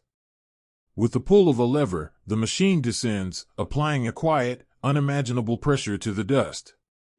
It squeezes the particles together, forcing them to hold hands, forcing them to become one solid, unbreakable thing. When he opens the mold, the dust is gone. In its place is a solid, dark gray cylinder. It is small, no larger than a spool of thread or a roll of copper pennies. But the process is not finished. The heart is formed, but it has not yet been given its strength. The man uses a pair of long, iron tongs to gently lift the small gray cylinder. He turns toward the massive furnace. He pulls a heavy chain, and the thick door slides upward with a soft, sliding scrape. Instantly, a wave of pure, blinding heat washes over the room. The light inside the furnace is not orange or yellow, it is a brilliant, terrifying white. It looks as though a piece of the sun has been trapped inside the brick walls. The man does not flinch. He is used to the heat. It is an old, familiar friend. With a steady hand, he places the small gray cylinder into the blinding white light. He lowers the door, sealing the sun away once more, returning the room to its soft, amber twilight. Now, he must wait. Baking this heavy stone requires an incredible patience. It cannot be rushed. The heat must slowly seep into the very core of the metal, binding the atoms together into an armor stronger than anything the world has ever seen. The man steps back from the heat. He walks over to a small, scarred wooden desk in the corner of the room. He sits down heavily in a wooden chair, letting out a long, slow sigh. He reaches into his lunchbox and pulls out a thermos of hot tea. As he unscrews the lid, the fragrant steam curls up into the warm air. He reaches into the pocket of his flannel shirt and pulls out a small, folded piece of newspaper. It is worn and soft at the edges. It is a photograph of a Sherman tank, rolling through a ruined European village. He looks at the photograph, tracing the outline of the green steel machine with a thick, calloused finger. He knows about the boys sleeping inside those tanks. He has a grandson who is out there, somewhere in the cold mist. He knows the terrible stories that are whispered in the grocery stores and the barber shops back home. He knows about the monsters hiding in the tree line. He knows that the boys' weapons have been bouncing harmlessly off the thick hides of the enemy giants. He feels a quiet, dull ache in his chest when he thinks of them. He thinks of how soft, how fragile a young boy is, wrapped only in a thin layer of wool, sitting in the belly of a machine that is suddenly not strong enough to protect him. But then, he looks back toward the glowing cracks of the furnace. He knows what is baking inside. He understands the profound magic of the heavy gray dust. When the time is finally right, he stands up. He pulls the chain, opening the door to the blinding white heat. He reaches in with his tongs and retrieves the cylinder. He sets it gently onto a thick steel cooling table. As the unbelievable heat slowly leaves the metal, the blinding white fades into a deep, angry cherry red, and then slowly darkens back into a solid, impenetrable gray. When it is finally cool enough to touch, the man reaches out and picks it up with his bare hand. He closes his eyes. The weight of it is still shocking. It rests in his palm like a fallen star. It is incredibly dense, possessing a gravity that seems entirely its own. It is so small, yet it feels as heavy as a mountain. He smiles, a soft, weary smile in the dim light of the foundry. He knows what this small, heavy cylinder will become. Soon, it will be sent to another factory, where it will be encased in a lightweight jacket of aluminum, shaped like a beautiful, silver teardrop. The aluminum will make it light enough to fly across the battlefield at an unimaginable, breathtaking speed. But when it strikes the thick, sloping armor of the Panther, the soft silver jacket will simply melt away. And this heavy, unyielding core of tungsten, the heart of the comet, will continue forward. It will not bounce. It will not shatter. Driven by pure speed and the incredible density forged in the white-hot furnace, it will punch straight through the thickest steel the dark forest has to offer. The man begins to pack the finished cores into a sturdy wooden crate lined with soft straw. He places each one in perfectly, treating them like precious glass. With every heavy core he places into the box, he packs a silent, gentle wish. He packs a grandfather's love. He packs the quiet resilience of the home front, the determination of the tired engineers, and the warmth of the glowing furnace. He is not just making ammunition. He is forging a key. A key meant to unlock the heavy door of fear that has trapped the boys in the cold European fields. Outside, the first faint light of dawn is beginning to turn the sky a soft, pearly gray. The night shift is coming to an end. The rhythmic humming of the building seems to slow down, taking a deep, restful breath as the morning approaches. The man seals the wooden crate, nailing the lid shut with a few soft, precise taps of his hammer. He stencils a series of numbers on the side, marking it for its long journey across the dark water. He unties the strings of his heavy leather apron, letting it fall onto the bench.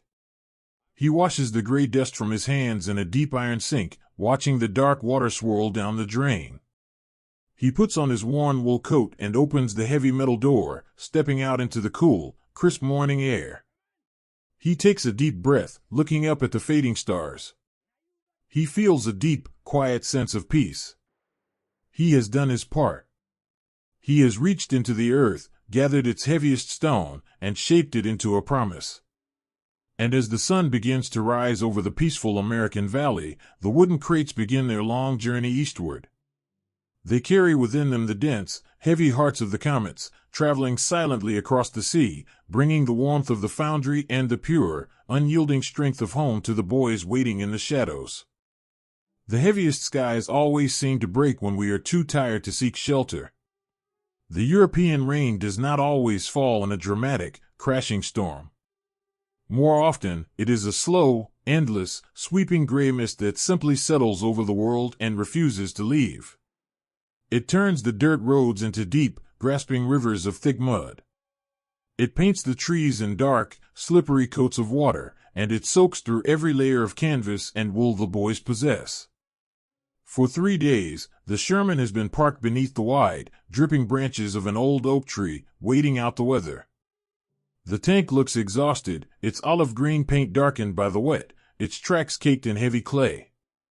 Inside, the air is damp and deeply chilled. The boys sit close together, their knees pulled to their chests, trying to share whatever fragile warmth they have left. Their faces are pale, their eyes heavy with the kind of profound weariness that sleep no longer seems to cure. They are listening to the relentless, gentle tapping of the rain against the steel roof. It is a lonely sound. It reminds them of how far away they are from warm hearths, dry socks, and the comforting smell of a home-cooked meal. But then, beneath the soft drumming of the rain, a new sound weaves its way through the misty woods. It is the low, straining whine of a heavy engine struggling through the mud. The boys do not jump up. They move slowly, their joints stiff from the cold. The commander pushes open the top hatch, wincing as the icy water immediately runs down his neck. He peers out into the gray afternoon. Slowly sliding down the ruined dirt path is a solitary supply truck. Its wheels spin and slip, throwing thick arcs of brown mud into the air. The canvas tarp covering its bed is dark and heavy with rain. It is not a glorious sight. It is not a parade of reinforcements. It is just one tired driver, fighting the earth to bring them the mundane necessities of survival, tins of cold rations, spare canvas, and standard ammunition. The truck groans to a halt near the oak tree. The driver steps out, his boots sinking deep into the muck. He doesn't salute. He just offers a weary, understanding nod to the tank commander. The loader and the gunner climb out of the tank, pulling their wet collars high around their ears. They walk through the rain to the back of the truck, ready to carry the heavy wooden crates back to their steel home. It is a familiar, back-breaking chore. They unload the boxes of biscuits and the tins of coffee. They unload the heavy crates of standard brass shells, the ones they know will only bounce against the sloping armor of the beasts in the dark. They carry them without enthusiasm, driven only by the quiet, stubborn habit of staying alive. But as they reach for the last crate in the back of the truck, the supply driver steps forward and rests his wet, gloved hand gently on the wood. He looks at the tank crew. His eyes are shadowed beneath the brim of his helmet, but there is a strange, quiet intensity in his expression. He leans in closely, his voice barely rising above the hiss of the falling rain. "Treat this one gently," he whispers. "They came all the way from the States, just for you. The boys at the depot said to only use them when you see the monsters. When you really, truly need them." The loader and the gunner look down at the crate. It is smaller than the standard ammunition boxes. It is made of fresh, pale wood, unscarred by months of travel. The stenciled letters on the side are different, bearing marks they have never seen before. A quiet, strange ripple of energy passes between the two boys. The cold rain suddenly feels a little less biting. They reach out and take the handles of the crate. As they lift it from the bed of the truck, the loader's breath catches in his throat. The box is small, but it is impossibly, unbelievably heavy. It feels as though they are lifting a solid block of lead. The sudden, unexpected weight pulls heavily at their tired shoulders, but they do not set it down in the mud. They carry it with a profound, sudden reverence, walking slowly back to the shelter of the oak tree. They set the box gently onto the wide, flat steel of the tank's engine deck. The rest of the crew gathers around, stepping out into the rain, drawn by the strange gravity of the new wooden crate. The commander pulls a small, iron pry bar from his belt. He wedges it beneath the lid of the crate. The wet wood groans softly, a quiet, protesting squeak. With a gentle push, the nails give way, and the lid is lifted free. Inside, resting in a bed of dry, pale straw, are the shells. They are beautiful. They are not the dull, familiar brass and painted steel the boys are used to seeing. The bottom casings are the same, meant to fit into the breech of their long barrel, but the projectiles themselves look entirely alien. They are sleek, tapering to a sharp, flawless point. And they are wrapped in a jacket of smooth, bright metal. In the gray, gloomy light of the rainy afternoon, they look almost like silver. They look like something out of an old fairy tale. They look like magic. The loader reaches down into the straw. His hands are cold and trembling slightly. He wipes the rain and the mud from his fingers onto his jacket before he touches the metal. He wraps his hands around the sleek, silver-colored shell and lifts it from the crate. Again, the sensation is shocking. It looks like it should be light. It looks swift and elegant. But as it rests in his hands, it feels as though he is holding a piece of a collapsed star. It is incredibly, terrifyingly dense. The heavy, dark heart of tungsten, forged in the glowing white heat of the silent American foundry, is hidden beneath that sleek silver shell, pulling toward the earth with a massive, undeniable weight. The loader looks up at the commander. His eyes are wide. He doesn't need to understand the complex metallurgy or the high-velocity physics. His hands tell him everything he needs to know. He can feel the pure, unyielding strength locked inside this piece of metal. Silver bullets, the gunner whispers, his voice filled with a quiet, breathless awe. The driver smiles, a genuine, warm smile that reaches all the way to his tired eyes. He reaches out and gently touches the tip of the shell with his index finger. In this quiet moment, standing in the pouring rain, the deep, agonizing disappointment of the past weeks begins to wash away. They had carried the heavy burden of knowing their long barrel was not enough. But looking at this heavy, beautiful shell, they realize that the invisible thread connecting them to home is stronger than they ever knew. They understand, with a sudden, overwhelming gratitude, that someone, somewhere across the dark ocean, had seen their struggle. An engineer at a desk, a machinist at a lathe, a grandfather standing before a glowing furnace, they had poured their love, their worry, and their brilliance into this impossibly heavy stone. They had built a key perfectly designed to turn the lock that had kept the boys paralyzed in fear. The cold rain continues to fall, dripping from their helmets and soaking their shoulders, but the boys no longer feel the chill. A profound, glowing warmth spreads through their chests. It is the warmth of being protected. It is the warmth of holding a promise in your very own hands. With incredible care, the loader passes the heavy shell down through the open hatch to the assistant driver waiting inside the dark turret. Inside the tank, the assistant driver receives the shell. He guides it gently into the ready rack, right beside the gunner's knee. The heavy brass casing slides into the metal rack with a soft, satisfying clink. It is the most beautiful sound he has heard in months. They do not have many of them. The special crate holds only a small handful. They are rare, precious things, meant only for the darkest moments and the heaviest shadows. But just knowing they are there changes the very air inside the steel room.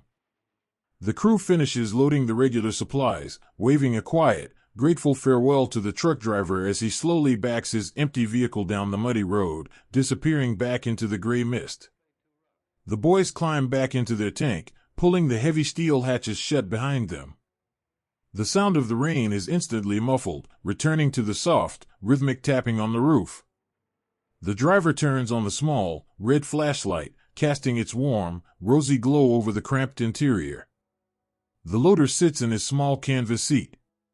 He reaches out, letting his fingertips rest lightly against the base of the silver shell sitting in the rack. The fear of the Panther has not vanished entirely. The deep woods will always hold their mysteries, and the sloping, thick armor of the enemy giants remains a terrifying reality. But the fear is no longer a paralyzing, suffocating blanket. It has changed. It has become a quiet, manageable focus. The gunner looks through his optics, out into the rainy twilight. He knows that when the morning comes, and the tracks begin to turn again, they will not be hunting the beasts with brittle swords. They carry the heart of the comet with them now. The commander opens a small tin of fruit from the new supplies. He passes it around in the dim red light. The boys share the sweet syrup, their shoulders brushing together in the tight space. The heavy, crushing exhaustion has lifted, replaced by a deep, quiet resilience. They do not need to speak of what the silver bullets can do. The heavy, tangible weight of the tungsten has already told them the story. They simply sit together in the peaceful dark, listening to the rain, feeling the gentle, rhythmic breathing of their brothers. Tonight, the steel bell does not feel like a fragile tin box hiding from the storm. It feels like a true fortress. As they pull their damp wool blankets up to their chins, letting their tired eyes close, they drift off to sleep with a new, comforting thought. They know that when the shadows in the tree line finally move, and the mythical beasts step out into the light, they will be ready. They will simply reach into the dark, lift the impossibly heavy silver shell, and let the long barrel do exactly what it was meant to do. There is a specific kind of silence that falls over the world just before a miracle happens. It is a frosty morning in the European countryside, the kind of morning where the cold does not just sit on your skin, but seems to breathe with you, filling your lungs with tiny, sharp crystals of ice. The world has been painted in a delicate, fragile white. Every blade of grass, every tangled branch of the ancient hedgerows, and every inch of the resting green tank is coated in a thick layer of hoarfrost. In the pale, early light, the Sherman looks like a slumbering ghost ship, its steel hull glittering softly under the freezing sky. Inside the turret, the boys are huddled closely together. The metal walls, usually a source of comfort, are radiating a deep, biting chill. They are wrapped in everything they own: thick wool blankets, heavy canvas coats, scarves knitted by mothers sitting in warm living rooms an ocean away. Their breaths rise in rhythmic, white clouds, mingling together in the cramped space, catching the faint, rosy light of the covered flashlight. No one is speaking. It is too cold for words. The only sound is the gentle, steady purr of the idling engine, a low vibration that they press their boots against, desperate to soak up any warmth the machine can offer. The driver sits with his hands tucked deep into his armpits, his chin resting near his chest, watching the frozen, misty world through his narrow glass block. They are watching a long, sweeping meadow that leads toward a dark, silent line of pine trees. The mist is clinging to the ground, a low, white sea that obscures the roots of the forest. Then, the sea begins to part. It does not happen quickly. It is a slow, methodical shifting of the shadows. The driver's breath catches in his throat. He leans closer to the glass, his eyes narrowing. He does not shout. He simply reaches back and taps the assistant driver on the knee. The gesture is passed up into the turret, a silent chain of electricity waking the crew from their freezing slumber. There, at the edge of the dark tree line, the familiar silhouette is emerging. It is the panther, the mythical beast of the woods. It moves with a heavy, terrifying grace, its wide tracks crunching softly over the frozen earth, its long, sloping armor cutting through the morning mist like the prow of a great, dark warship. For a fraction of a second, the old, familiar ghost of dread flutters in the boys' chests. The memory of the bouncing shells, the bright sparks of failure, and the terrifying realization of their own fragility rushes back into the cramped, freezing room. The gunner feels a cold sweat break across his neck, completely ignoring the freezing temperature of the air. But then, the commander places a steady, calm hand on the loader's shoulder. He leans down, his voice nothing more than a warm breath against the cold air. "The silver one," he whispers. The loader nods. His heart is beating a frantic rhythm against his ribs, but his hands are remarkably steady. He turns away from the racks of standard brass shells. He reaches deep into the special, protected stowage bin, his fingers finding the smooth, incredibly dense metal of the new round. As he lifts it, the impossible weight of the tungsten core grounds him. It pulls him out of his fear and back into the present moment. He feels the invisible thread of love and late-night engineering wrapped around the heavy steel in his hands. He cradles it like a precious, fragile thing, turning toward the open breech of the long barrel. He slides the heavy shell home. The heavy steel block of the breech snaps shut with a deep, resonant clank. It is the sound of finality. It is the sound of a lock clicking into place, sealing away the old fears and securing the new promise. Loaded, the boy whispers, stepping back, pressing himself against the cold, curved wall of the turret. The gunner presses his eye to the optic. The world outside is a circle of frosty white and gray. In the center of that circle is the dark, slanted hide of the beast. It is moving slowly, confidently, entirely unaware of the heavy, hidden heart resting in the chamber of the American tank. The gunner takes a long, slow breath, pulling the freezing air deep into his lungs. He holds it there. He does not pray for a miracle. He simply trusts the weight he felt in the loader's hands.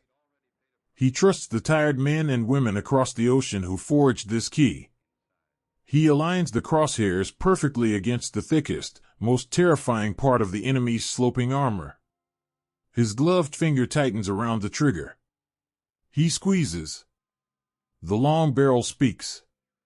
It is not a panicked scream, but a deep, commanding roar that shatters the fragile silence of the frozen morning. The tank rocks back on its tracks, pressing the boys deeply into their seats. The smell of burnt powder instantly fills the small room, warm and sharp. Through the thick glass, 5 pairs of eyes watch the tracer. It is a tiny, glowing ember cutting a perfectly straight line through the icy air. It does not waver. It flies with a breathtaking, heavy purpose, carrying the weight of 1,000 whispered hopes across the frosty meadow. It strikes the dark, sloping armor of the beast. But this time, there is no bright, terrible spark deflecting off into the sky. There is no echoing crack of a harmless bounce. Instead, there is a profound, heavy thud. It is a sound that seems to absorb all the air in the valley.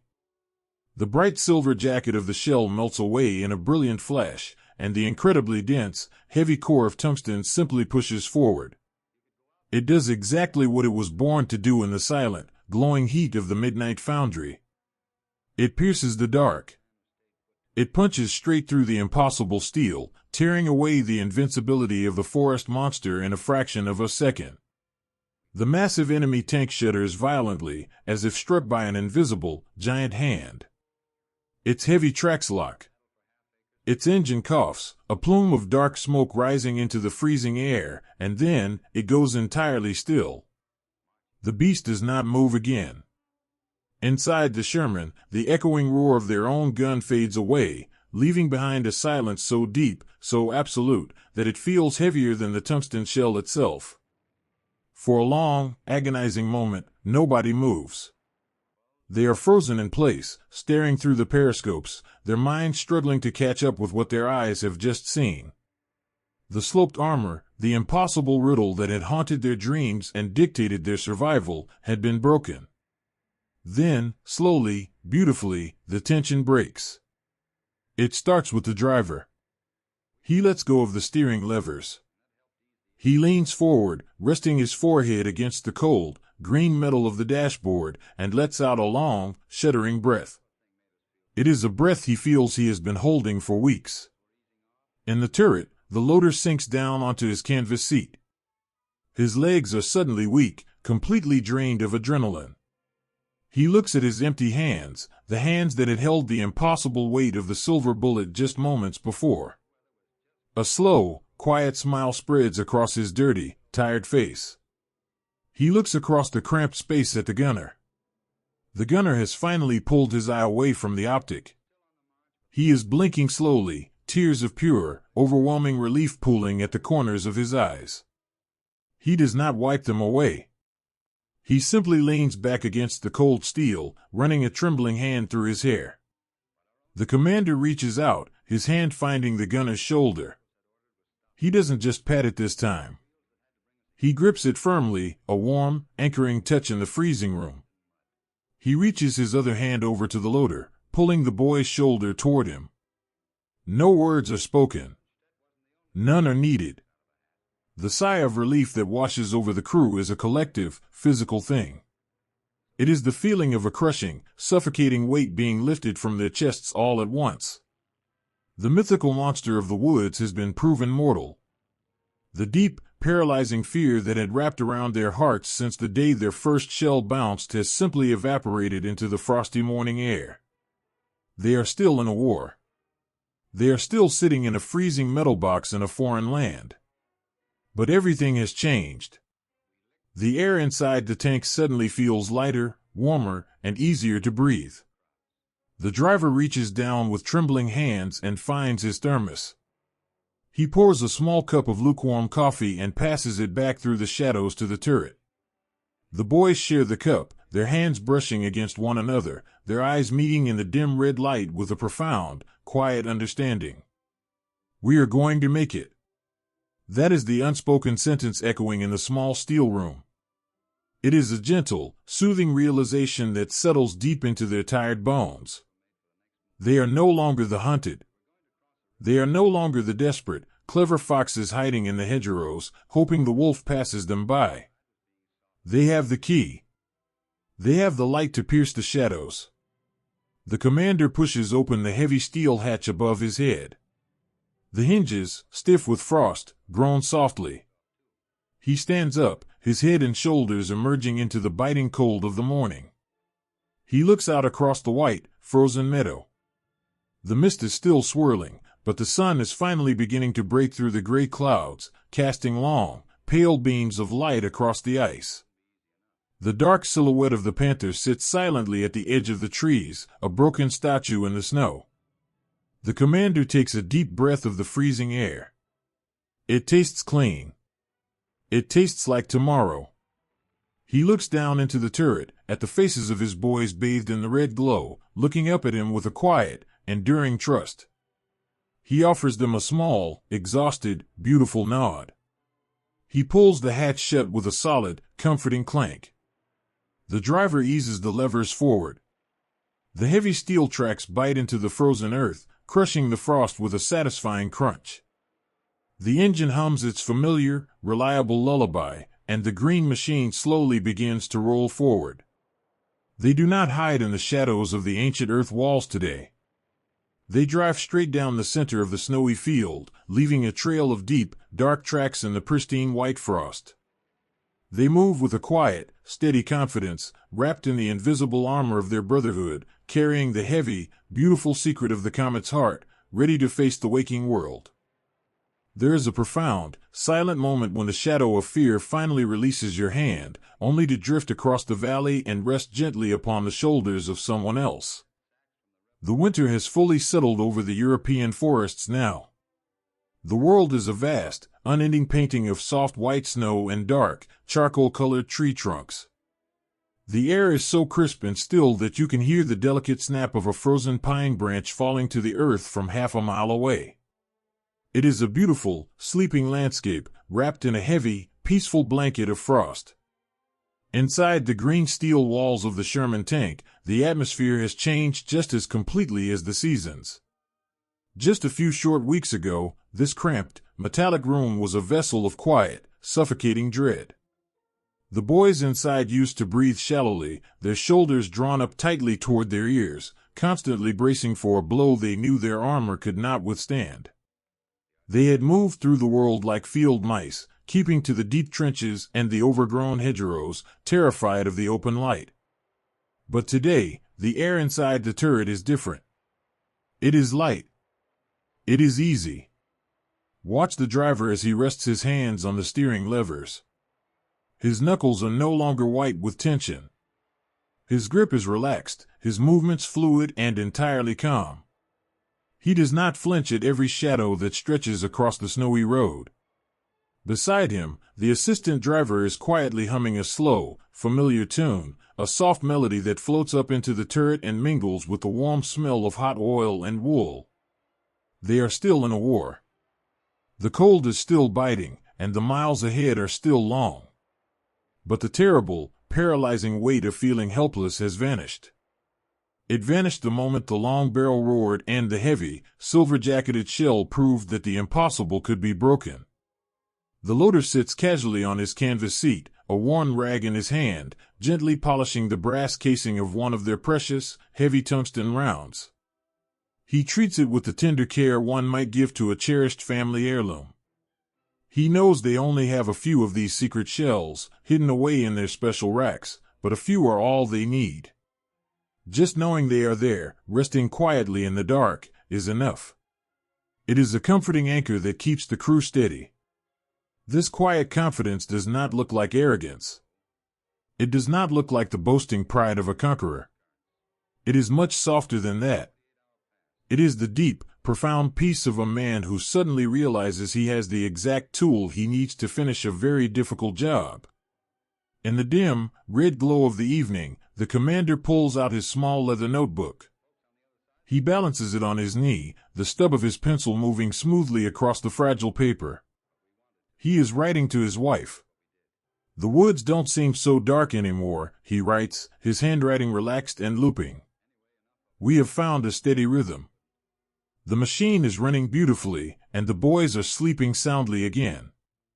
We don't have to hide in the brush like we used to. We can look out at the open fields and just see the snow.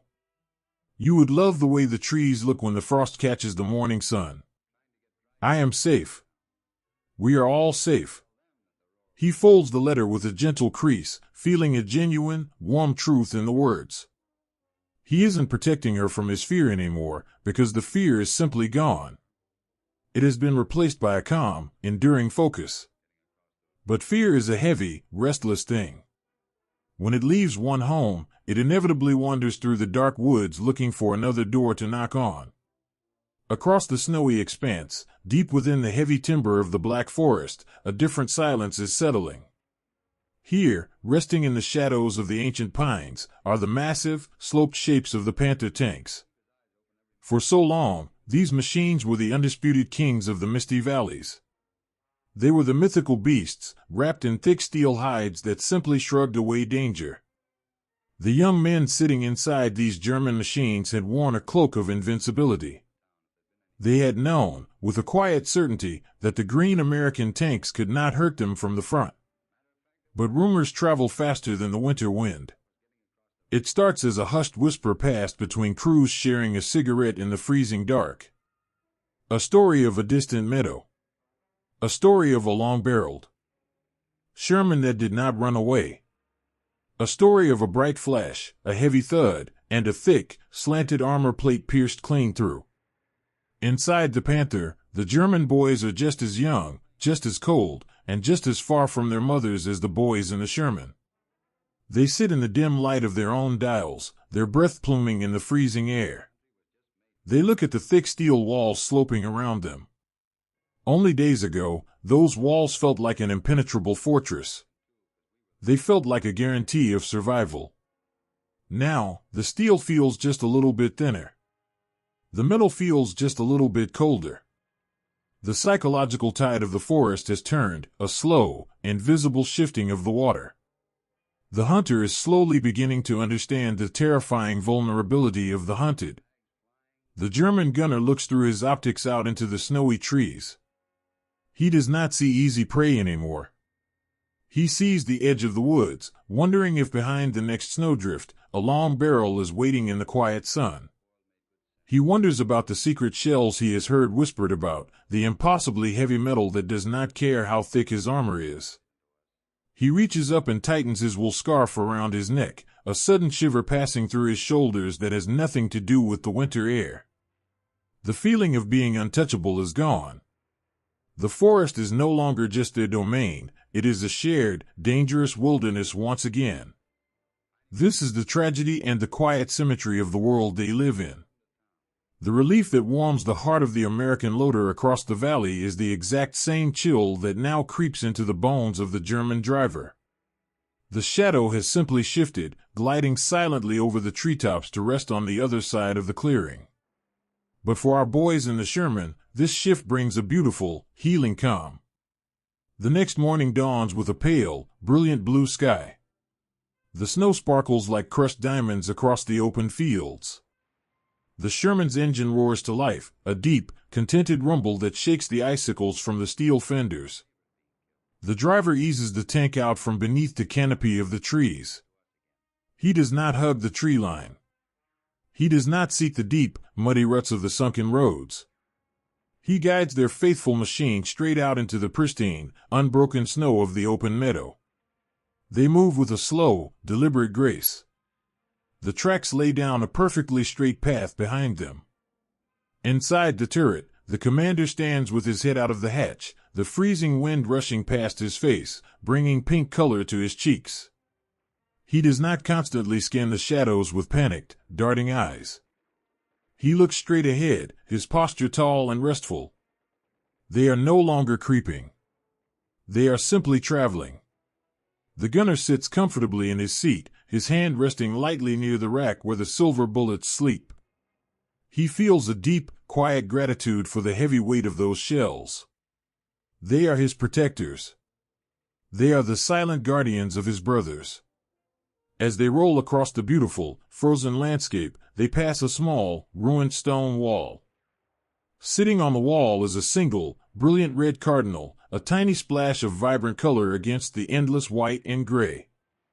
The bird watches the green tank rumble past, entirely unafraid, before taking flight and disappearing into the clear blue sky.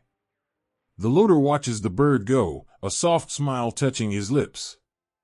He reaches into his pocket and pulls out a small, slightly squashed piece of hard candy he had been saving for days. He unwraps the crinkling paper slowly, savoring the sound, and passes it over the gun breech to the gunner. The gunner takes it with a nod, popping the sweet cherry candy into his mouth. It is a tiny, entirely ordinary moment of shared kindness. But it is a moment that could only exist here, in the absence of terror. It is the luxury of peace finding its way back into the steel box. They know the beasts are still out there.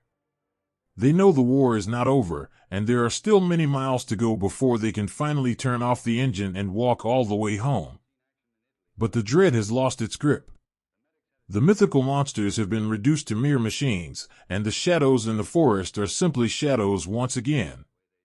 The boys carry their hidden sting not with malice, but with a profound, comforting reassurance. As the sun climbs higher, warming the cold steel of the turret, the crew of the Sherman rides onward. They are wrapped in the quiet, steady focus of men who have looked into the dark, found their light, and realized they are strong enough to face whatever waits for them in the snow. They breathe deeply, in unison, a calm and steady rhythm that matches the turning of the tracks, carrying them peacefully through the shifting shadows of the winter woods. There is no warmth quite as profound as the heat of a tin cup held between freezing, grateful hands. The world before the dawn is a place of deep, undisturbed quiet. Imagine a sprawling European meadow, entirely blanketed in a fresh, heavy fall of winter snow.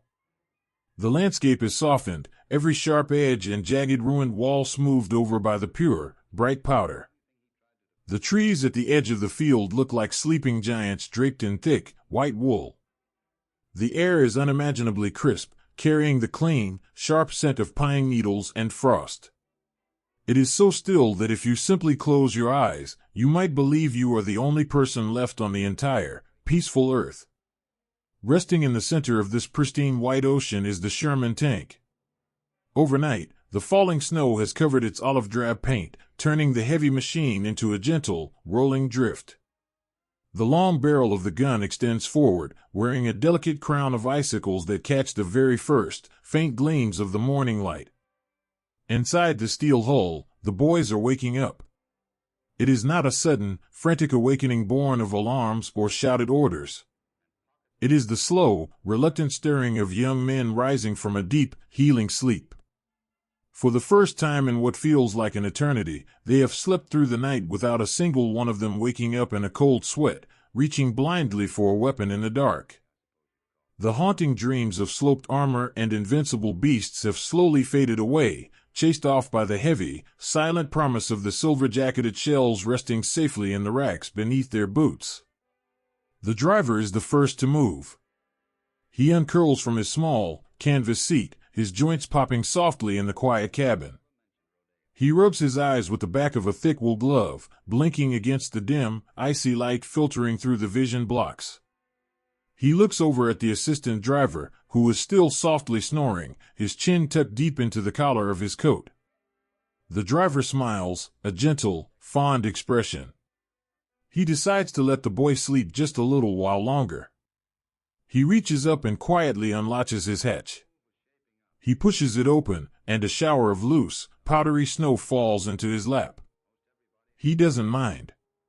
He stands up, his head and shoulders emerging into the breathtaking cold of the new day. The sky above is a canvas of breathtaking colors. The deep, bruised purple of the night is slowly giving way to delicate bands of pale pink, soft gold, and icy blue. The driver takes a long, slow breath. The freezing air fills his lungs, waking him up completely. It feels clean. It feels like a fresh page in a very long book. He reaches down and pulls a small, canvas bag from his gear. Inside is a battered, soot-stained metal pot, a tiny folding stove, and a precious, half-empty tin of instant coffee powder. He sets the stove up on the flat, snowy expanse of the tank's front slope. His movements are practiced and incredibly delicate. He strikes a single match, shielding the tiny, fragile orange flame with his cupped hands until the stove catches with a soft, comforting hiss. The blue flame dances in the cold air. He scoops 2 handfuls of clean, fresh snow and drops them into the pot, setting it over the fire. Now, he waits. And as he waits, the other boys begin to join him. The commander's hatch opens with a soft creak. He climbs out, shivering as the cold air hits him, but his eyes are bright. The loader and the gunner follow, their boots crunching softly on the snowy metal hull. They don't scramble. They don't look frantically toward the distant tree line. They simply stretch their stiff arms, yawning into the quiet morning, and gather around the tiny, hissing stove like it is a grand, roaring hearth. The snow in the pot slowly melts, turning into clear water, and then begins to softly boil. The driver carefully spoons the dark brown powder into the water, stirring it with a bent metal spoon. Instantly, the earthy, bitter, deeply comforting smell of coffee rises into the freezing air, mingling with the scent of the pine trees. It is a terrible cup of coffee, by any civilian standard. It is thin, slightly metallic from the pot, and entirely lacking in sugar or cream. But to these 5 boys, standing in the middle of a frozen war, it is the most exquisite, beautiful thing they have ever smelled. The driver pours the dark liquid into 5 dented aluminum cups. He hands them out, one by one. When the gunner takes his cup, he doesn't drink immediately. He simply wraps his freezing, gloved hands around the warm metal. He closes his eyes and lets out a long, slow sigh as the heat begins to seep through the wet wool, traveling up his arms and settling warmly in his chest. It is a profound, grounding sensation. They stand together on the deck of their machine, sipping the hot, bitter coffee, watching the sun slowly crest the horizon. The golden light spills across the snow, turning the field into a blinding, glittering sea. This morning is different from all the mornings that came before it. You can see it in their posture. You can hear it in the easy, quiet way they breathe. For months, their entire existence had been narrowed down to the next 5 minutes. Survival was a moment-to-moment endeavor. When you believe your shield is broken, when you believe the monsters in the dark are invincible, you do not dare to look toward tomorrow. To dream of the future is too painful when you are not sure you will live to see the sunset. The war had stolen their tomorrows, leaving them trapped in an endless, terrifying today. But the heavy, tungsten hearts resting inside their gun have given those tomorrows back. The secret shell did not just pierce the sloped armor of the enemy tank, it pierced the heavy, suffocating dome of fear that had trapped their minds. Knowing they finally have the tools to survive, knowing they can fight back and win, has unlocked a door in their hearts. And so, as they stand in the snow, sharing their coffee, they do something they have not done in a very, very long time. They allow themselves to dream. The loader leans back against the long, cold barrel of the main gun.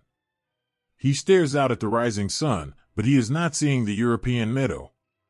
He is seeing a small, flour-dusted kitchen back in Brooklyn. "My old man," he whispers, his voice barely breaking the silence, "he gets up earlier than this. Every single day. By the time the sun is up, the whole block smells like fresh bread." The other boys listen quietly, their eyes softening. "I used to hate it," the loader continues, a gentle smile touching his lips. "I hated getting up in the dark to help him knead the dough. But right now, I would give just about anything to have my hands in that warm flour. When I get back, I'm going to walk right into that bakery, tie an apron on, and I don't think I'll ever complain about the early hours again." The gunner takes a slow sip of his coffee. He looks down at his boots, brushing a bit of snow from the leather. "I'm going to buy a car," the gunner says softly. "Nothing fancy. Just an old Ford. Something I can fix up myself in the driveway. I'm going to paint it bright red. And I'm going to drive it all the way out to the coast. I just want to sit on a warm beach and listen to the ocean. No engines. No tracks. Just the water. It is a beautiful, deeply human moment. They are no longer soldiers sitting on a weapon of war. They are just boys again. Young men with entire, sprawling lives waiting for them across the dark water. The ordinary things, baking bread, fixing a car, sitting on a porch with a pretty girl, have become sacred.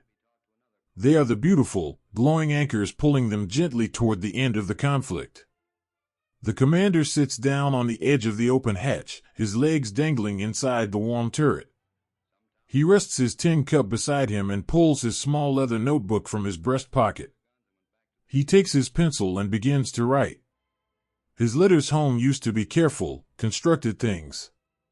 They were designed to shield his family from the absolute terror he felt every time they drove into the woods. But today, the words flow onto the paper with a genuine, effortless joy. The coffee is hot this morning, he writes. The snow is so bright it almost hurts to look at it. But the boys are doing wonderfully. We are in such high spirits. I was thinking about next summer, about the lake behind the house. Will you make sure my old fishing rod is still in the shed? I want to spend a whole week out on that water with you. I think we are finally over the worst of it. The road is still long, but the engine is strong, and I know, without a doubt, that I am coming home to you. He writes the words and he believes them. The heavy, dark tungsten shell has given him the permission to believe them. The assistant driver, the youngest of the crew, looks up at the commander.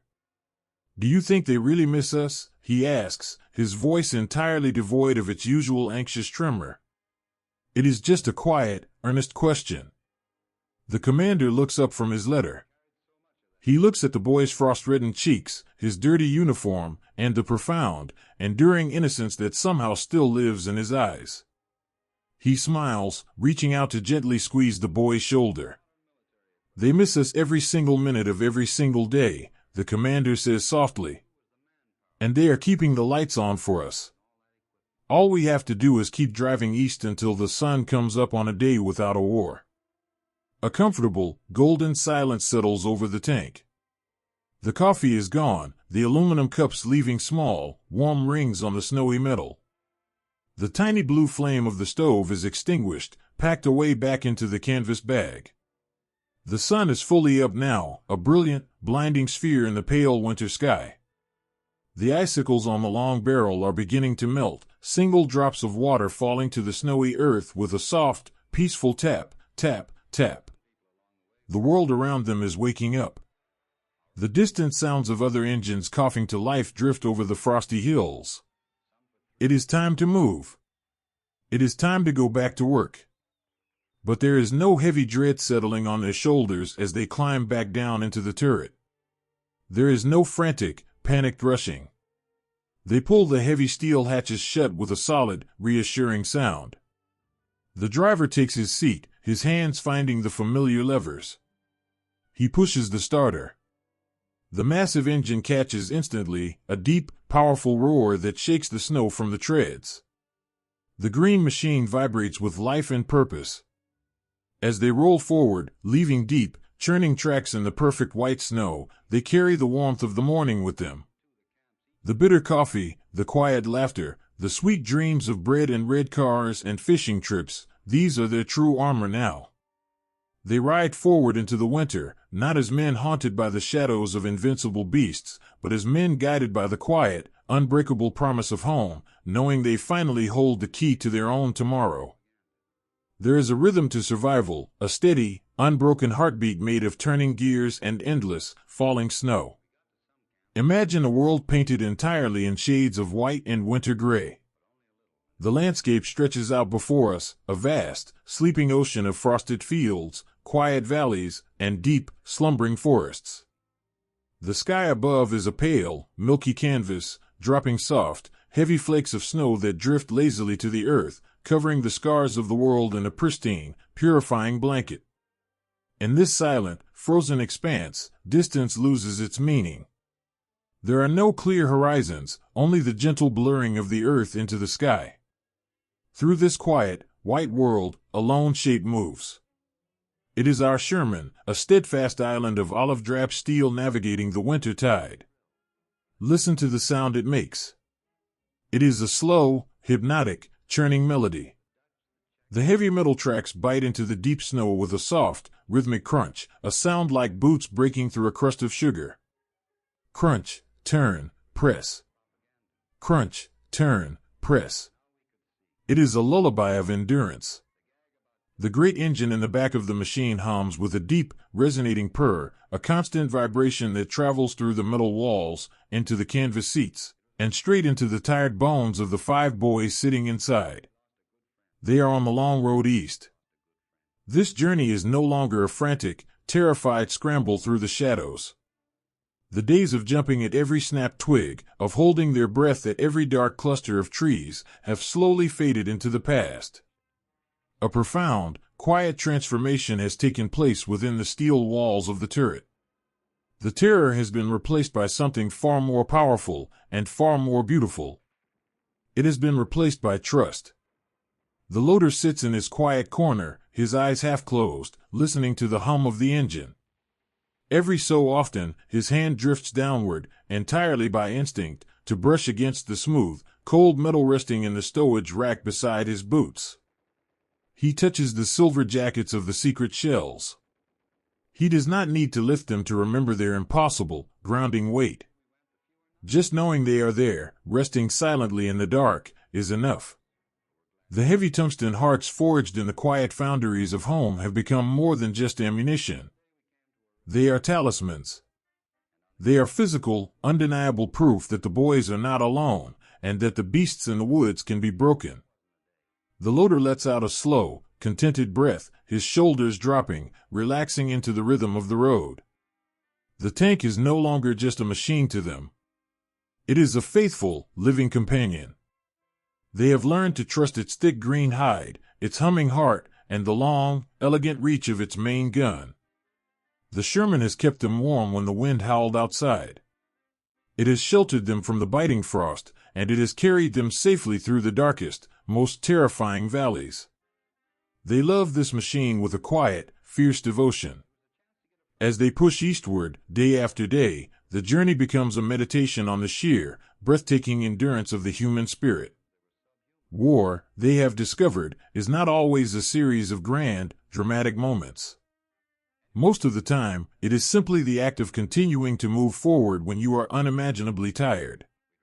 It is the quiet heroism of waking up before the sun, pulling on boots that are still damp from the day before, and climbing back into a freezing metal box, simply because it is what must be done. The driver sits low in the hull, his hands resting lightly, affectionately, on the steering levers.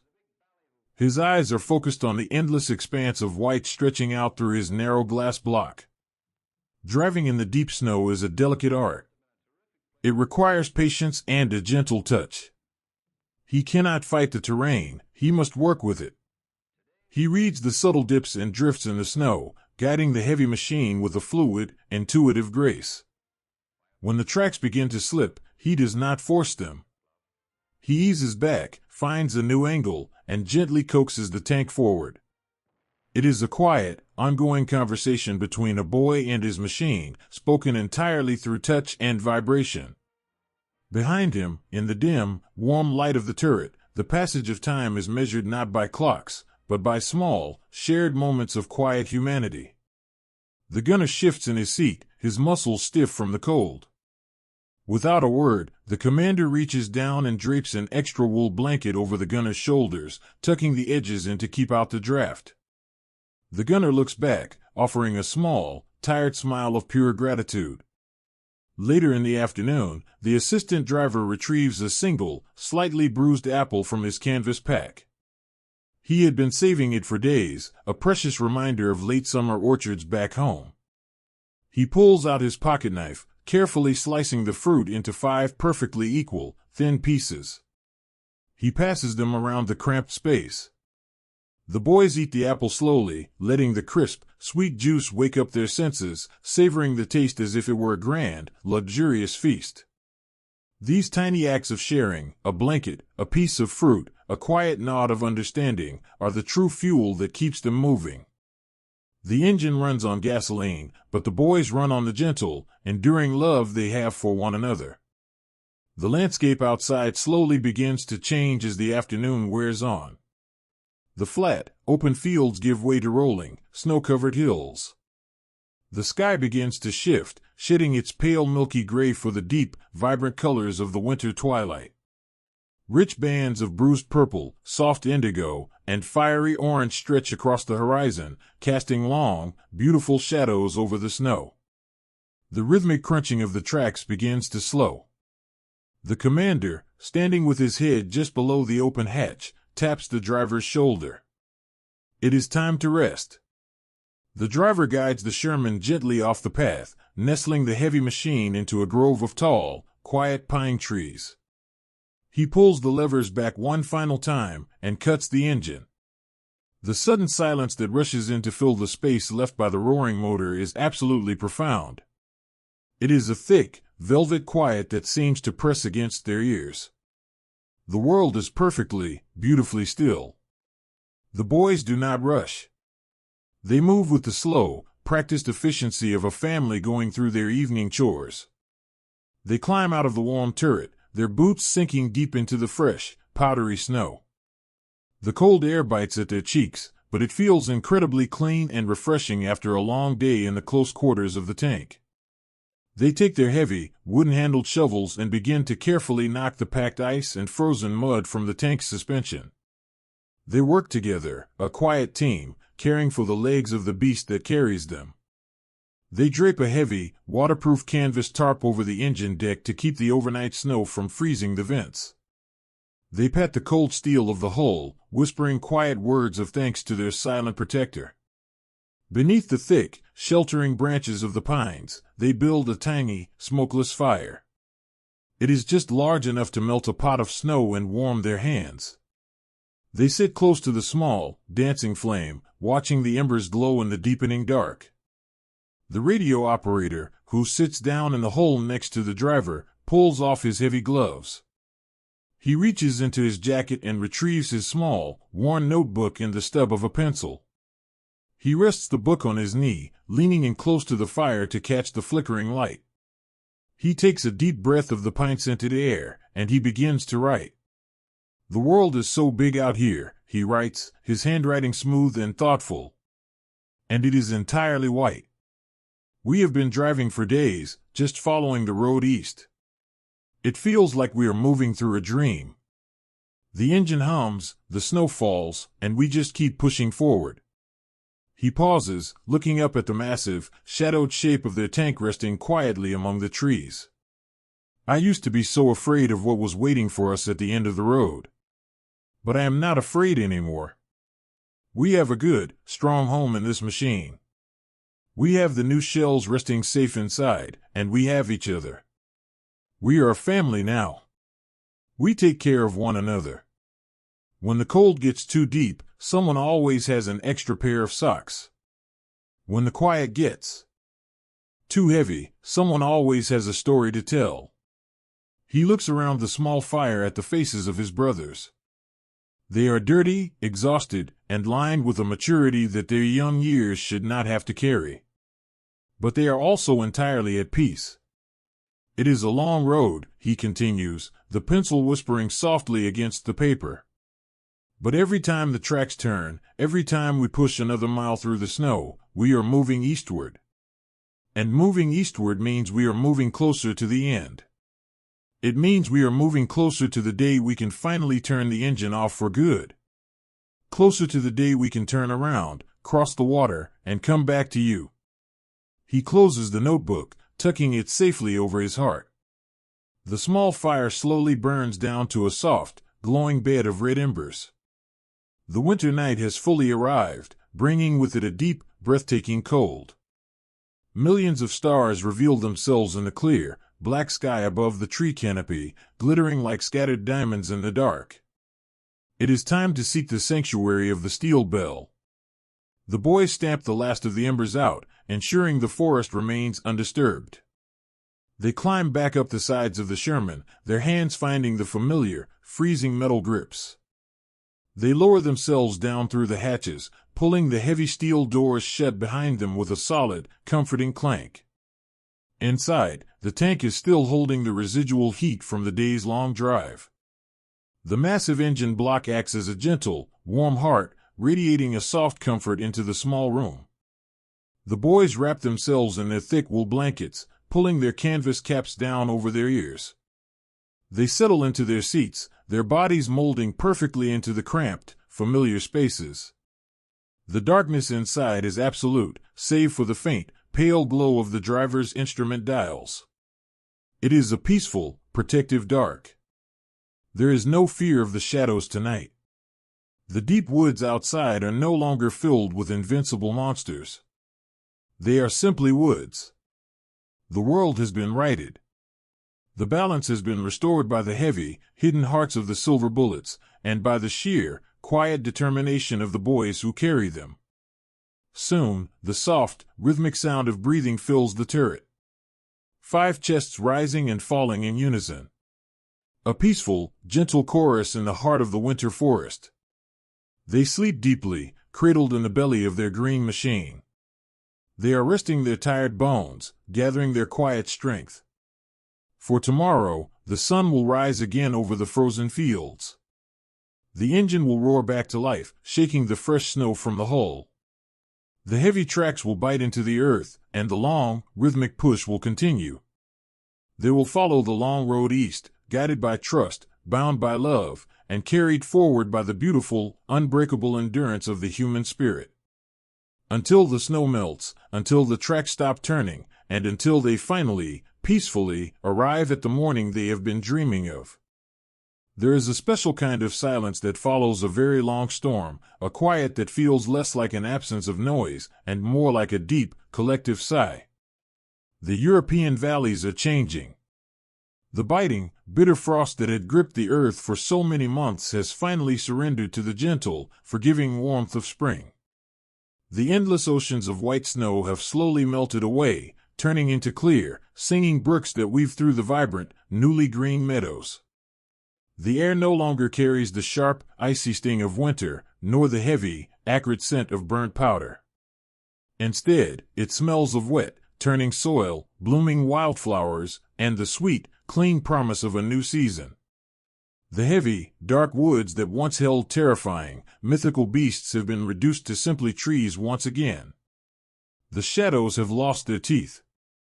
The long, exhausting journey is finally, quietly drawing to a close.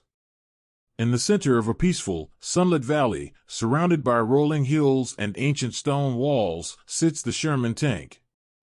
If you look closely at the green machine now, it does not look like the pristine, freshly painted chariot that rolled into that sunlit meadow so many months ago. It does not look invincible, or sleek, or new. It looks incredibly, beautifully tired. The olive-drab paint has faded under the harsh winter sun and the endless freezing rain. It is chipped and scarred, scraped away by the grasping brambles of 1,000 overgrown hedgerows. There are deep, jagged scratches along the heavy steel sides, marks left by stones, by flying debris, and by the desperate, chaotic brush of the world they navigated. The canvas covers are frayed at the edges, stained with dark oil and the pale dust of a dozen different countries. The front fenders, once straight and proud, are dented and bent, bearing the physical memory of deep trenches and ruined village walls. Even the long barrel, the beautiful, heavy spear that had given them their hope back, shows the toll of the journey. The paint near the muzzle is blistered and peeled, a testament to the heat and the fury of the desperate moments it was called upon to speak. But as the 5 boys sit in the tall spring grass, looking at their machine, they do not see a ruined vehicle. They do not see a piece of surplus military hardware or a broken weapon of war. They see a silent, faithful protector. To them, every dent in the steel is a story of survival. Every scratch in the paint is a moment where the heavy metal caught a blow that was meant for their own soft, fragile skin. The tank is a map of their endurance.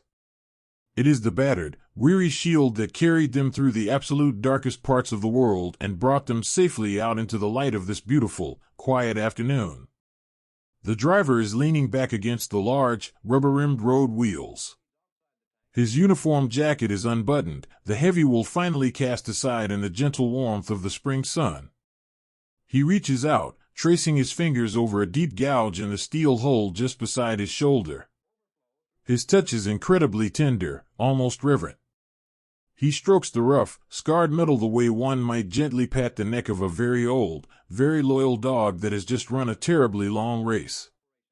"You did good," he whispers, his voice barely carrying over the sound of the wind in the grass. "You brought us all the way through."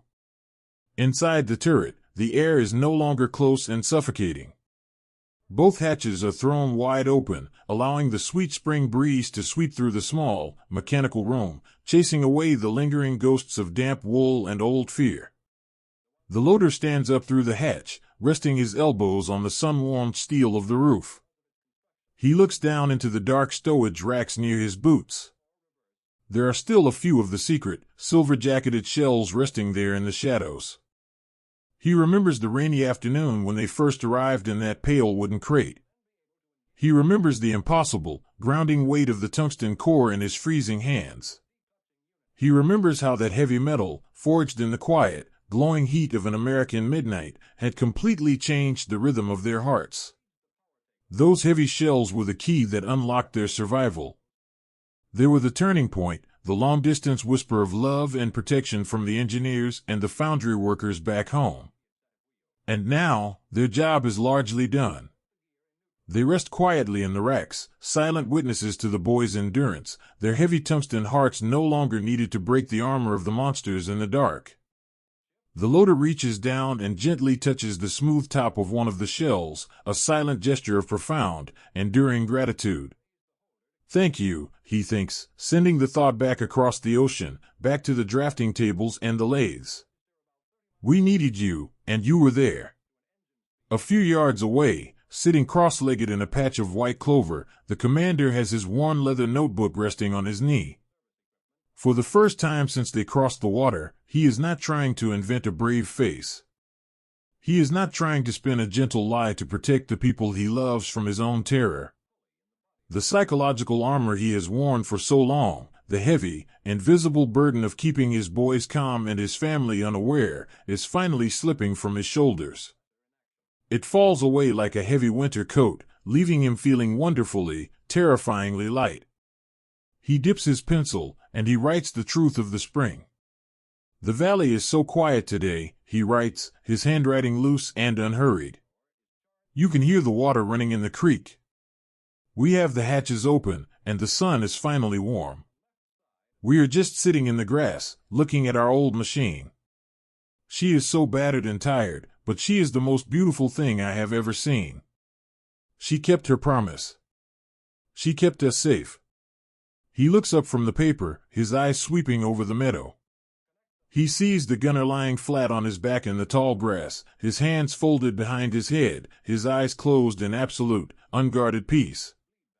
He sees the young assistant driver tossing small pebbles into a puddle, simply watching the ripples, his face entirely free of the anxious tension that used to live in his jaw. "We are all still here," the commander writes, a single, happy tear blurring the graphite on the page.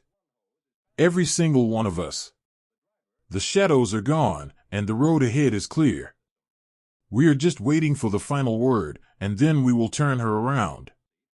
I am coming home. We are all coming home." He folds the letter.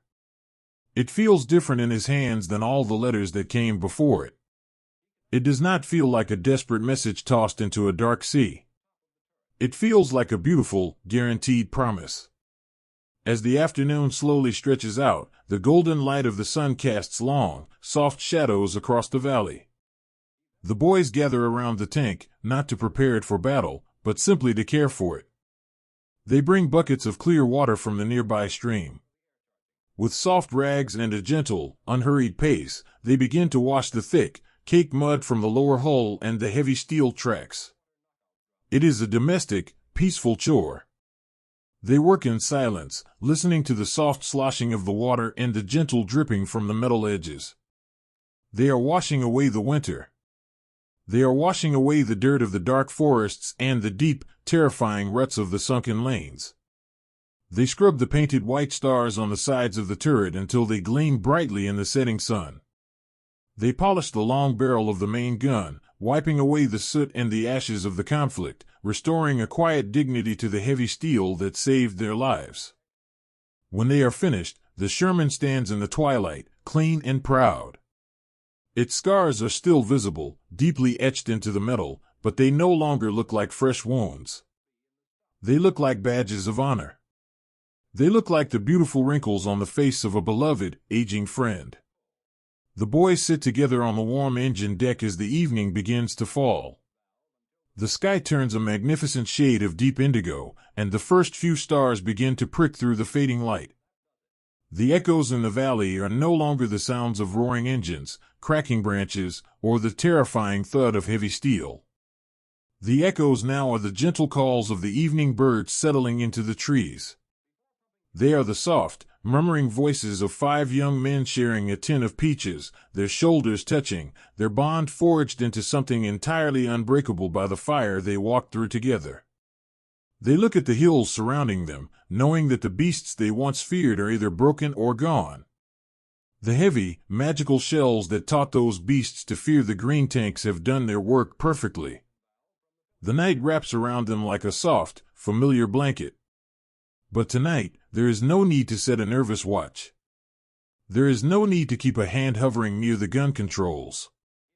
The boys slide down the sides of the tank and unroll their sleeping bags in the soft spring grass, choosing to sleep out under the vast, open sky, right beside the heavy steel tracks of their silent protector. They lie on their backs, looking up at the stars, feeling the gentle, rhythmic breathing of the peaceful earth beneath them. The weary tank stands over them, a quiet, monumental guardian in the dark. It is a moment of profound, breathtaking gratitude.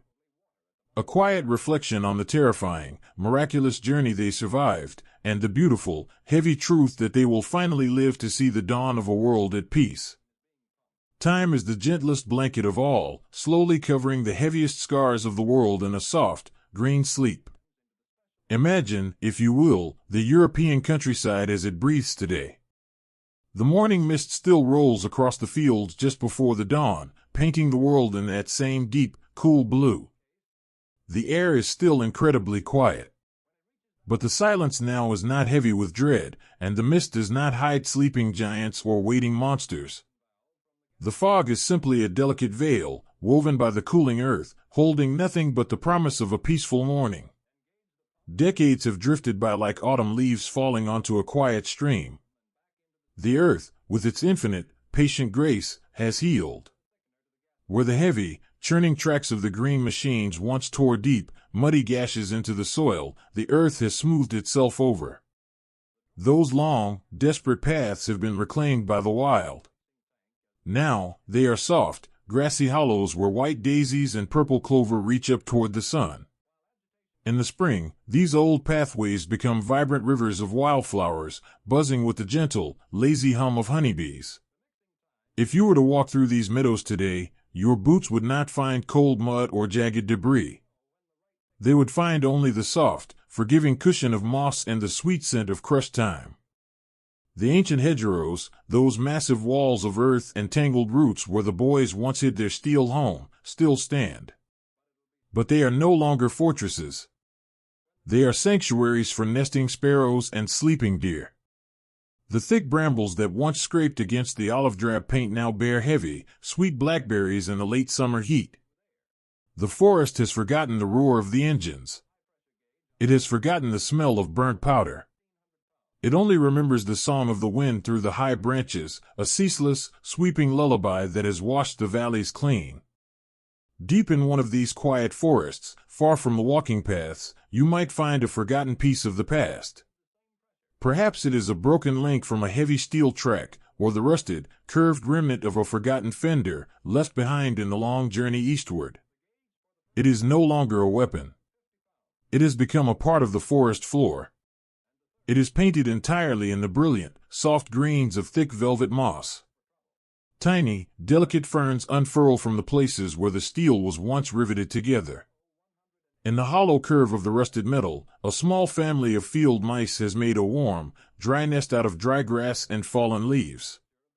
Nature does not judge the heavy iron. It simply embraces it, wrapping it in roots and vines, gently pulling it back down into the earth to rest. The steel that was meant for war has found a profound, enduring peace as a quiet guardian of the woodland floor. Far away from these sleepy forests, in the hushed, climate-controlled halls of quiet museums, the other remnants of the journey are sleeping. The museums are peaceful places. The light is kept intentionally low, casting a warm, amber glow over the glass display cases. The air smells of polished wood, old paper, and dust. The only sound is the soft, respectful shuffling of footsteps on carpeted floors, and the hushed whispers of visitors walking through the corridors of time. Behind a thick pane of spotless glass, resting on a bed of dark, soft velvet, sits one of the secret shells. It is the heart of the comet. The silver jacket might be slightly tarnished now, the metal dulled by the long passage of the years. But it remains impossibly heavy, carrying the dense, unyielding core of tungsten within it. Yet, as it rests on the velvet, it no longer looks like a desperate plea for survival. It does not look like a thing of destruction. Stripped of its momentum, removed from the dark, cold breach of the long barrel, it looks like a heavy, beautiful piece of art.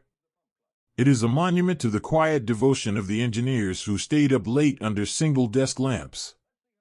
It is a tribute to the tired machinists and the grandfathers who stood before the blinding, white heat of the foundries. People stop and look at it through the glass. They do not look with fear. They look with a quiet, profound reverence. They see a physical manifestation of a promise kept. The heavy shell has finished its work. It unlocked the door of the dark forest, it chased away the mythical beasts, and now, its long shift is over. It has earned the right to simply sit in the quiet dark and rest. And what of the boys? What of the 5 young men who sat shivering in the belly of the steel bell, writing letters by the red glow of a covered flashlight? Their letters are not in museums. They are kept in much more sacred places. Go up into the quiet, dusty attics of old, wooden houses across America. Look inside the cedar chests that smell of dried lavender and old memories. There, tied together with faded ribbons, are the fragile, blue-lined papers. The pencil marks are softer now, the graphite blurred slightly by the passage of time and the gentle touch of the thumbs that read them over and over again. The words written in the freezing European mist have survived. The tank is wonderful, Ma. We are the fastest thing on the road. We are safe. The beautiful, loving lies they told to protect their families are preserved forever, testaments to the quiet, everyday heroism of shielding the ones you love from the dark. And at the bottom of the stacks, the later letters rest. The woods don't seem so dark anymore. I am coming home. And they did come home. The heavy, tungsten shells gave them their tomorrows, and the boys took those tomorrows and turned them into beautiful, ordinary lives. The loader, who had dreamed of the warm flour in his father's bakery, returned to the city. He spent his life waking up before the dawn, his hands covered in white dust, filling the morning streets with the sweet, comforting smell of fresh bread. He never minded the early hours again. Every sunrise he saw was a gift, a quiet victory over the shadows he had left behind. The gunner, who had squeezed the trigger and trusted the silver bullet to fly true, bought his red car. He drove it down long, winding coastal highways with the windows rolled down, listening to the vast, peaceful sound of the ocean, a sound completely free of turning tracks and roaring engines. The commander returned to the lake behind his house. He sat on the wooden dock in the summertime, holding a fishing rod in his hands, watching the water ripple in the sun. He grew old in the quiet comfort of a peaceful world. The gray slowly took over his hair, and the lines deepened around his eyes, not from the freezing wind of the winter hedgerows, but from decades of smiling at his children and his grandchildren. They lived their lives. They carried the memory of their green machine, their long barrel, and their shared, cramped sanctuary in their hearts. They remained a brotherhood, bound not by the trauma of the forest, but by the profound, enduring love that had kept them warm in the absolute darkest of nights. Eventually, as all men do, they closed their eyes for the final time. But they did not pass away in fear. They drifted off surrounded by the quiet, gentle lives they had built, slipping into an eternal, well-earned rest. They are sleeping now, resting as peacefully as the rusted steel in the forest and the heavy shells behind the glass. The storm has passed entirely. The skies are clear. As we leave the European valleys and the quiet museums behind, I want you to feel the peace that has settled over this story. The desperate struggle, the freezing mornings, the terrifying shadows, they are all far behind us now. They are nothing more than echoes, fading into the soft rustle of the wind. You are safe here. The world outside your window is quiet. The shadows in your own room are not hiding anything to fear. They are just the natural, comforting blanket of the night, waiting to wrap around you and help you rest. The invisible threads of care and love that connected the boys to their homes are the same threads that surround you now. There are people who love you. There are quiet, strong things in this world that stand guard over your peace. Let the tension in your shoulders melt away, just as the frost melted from the meadows.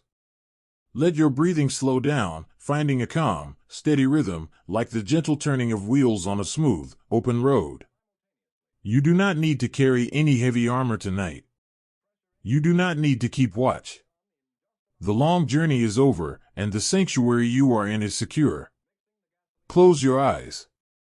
Feel the softness of the bed beneath you, supporting you entirely. Listen to the quietness of the room. It is the sound of an enduring, hard-won peace. It is the sound of a world that has healed. Drift now. Drift away from the waking hours.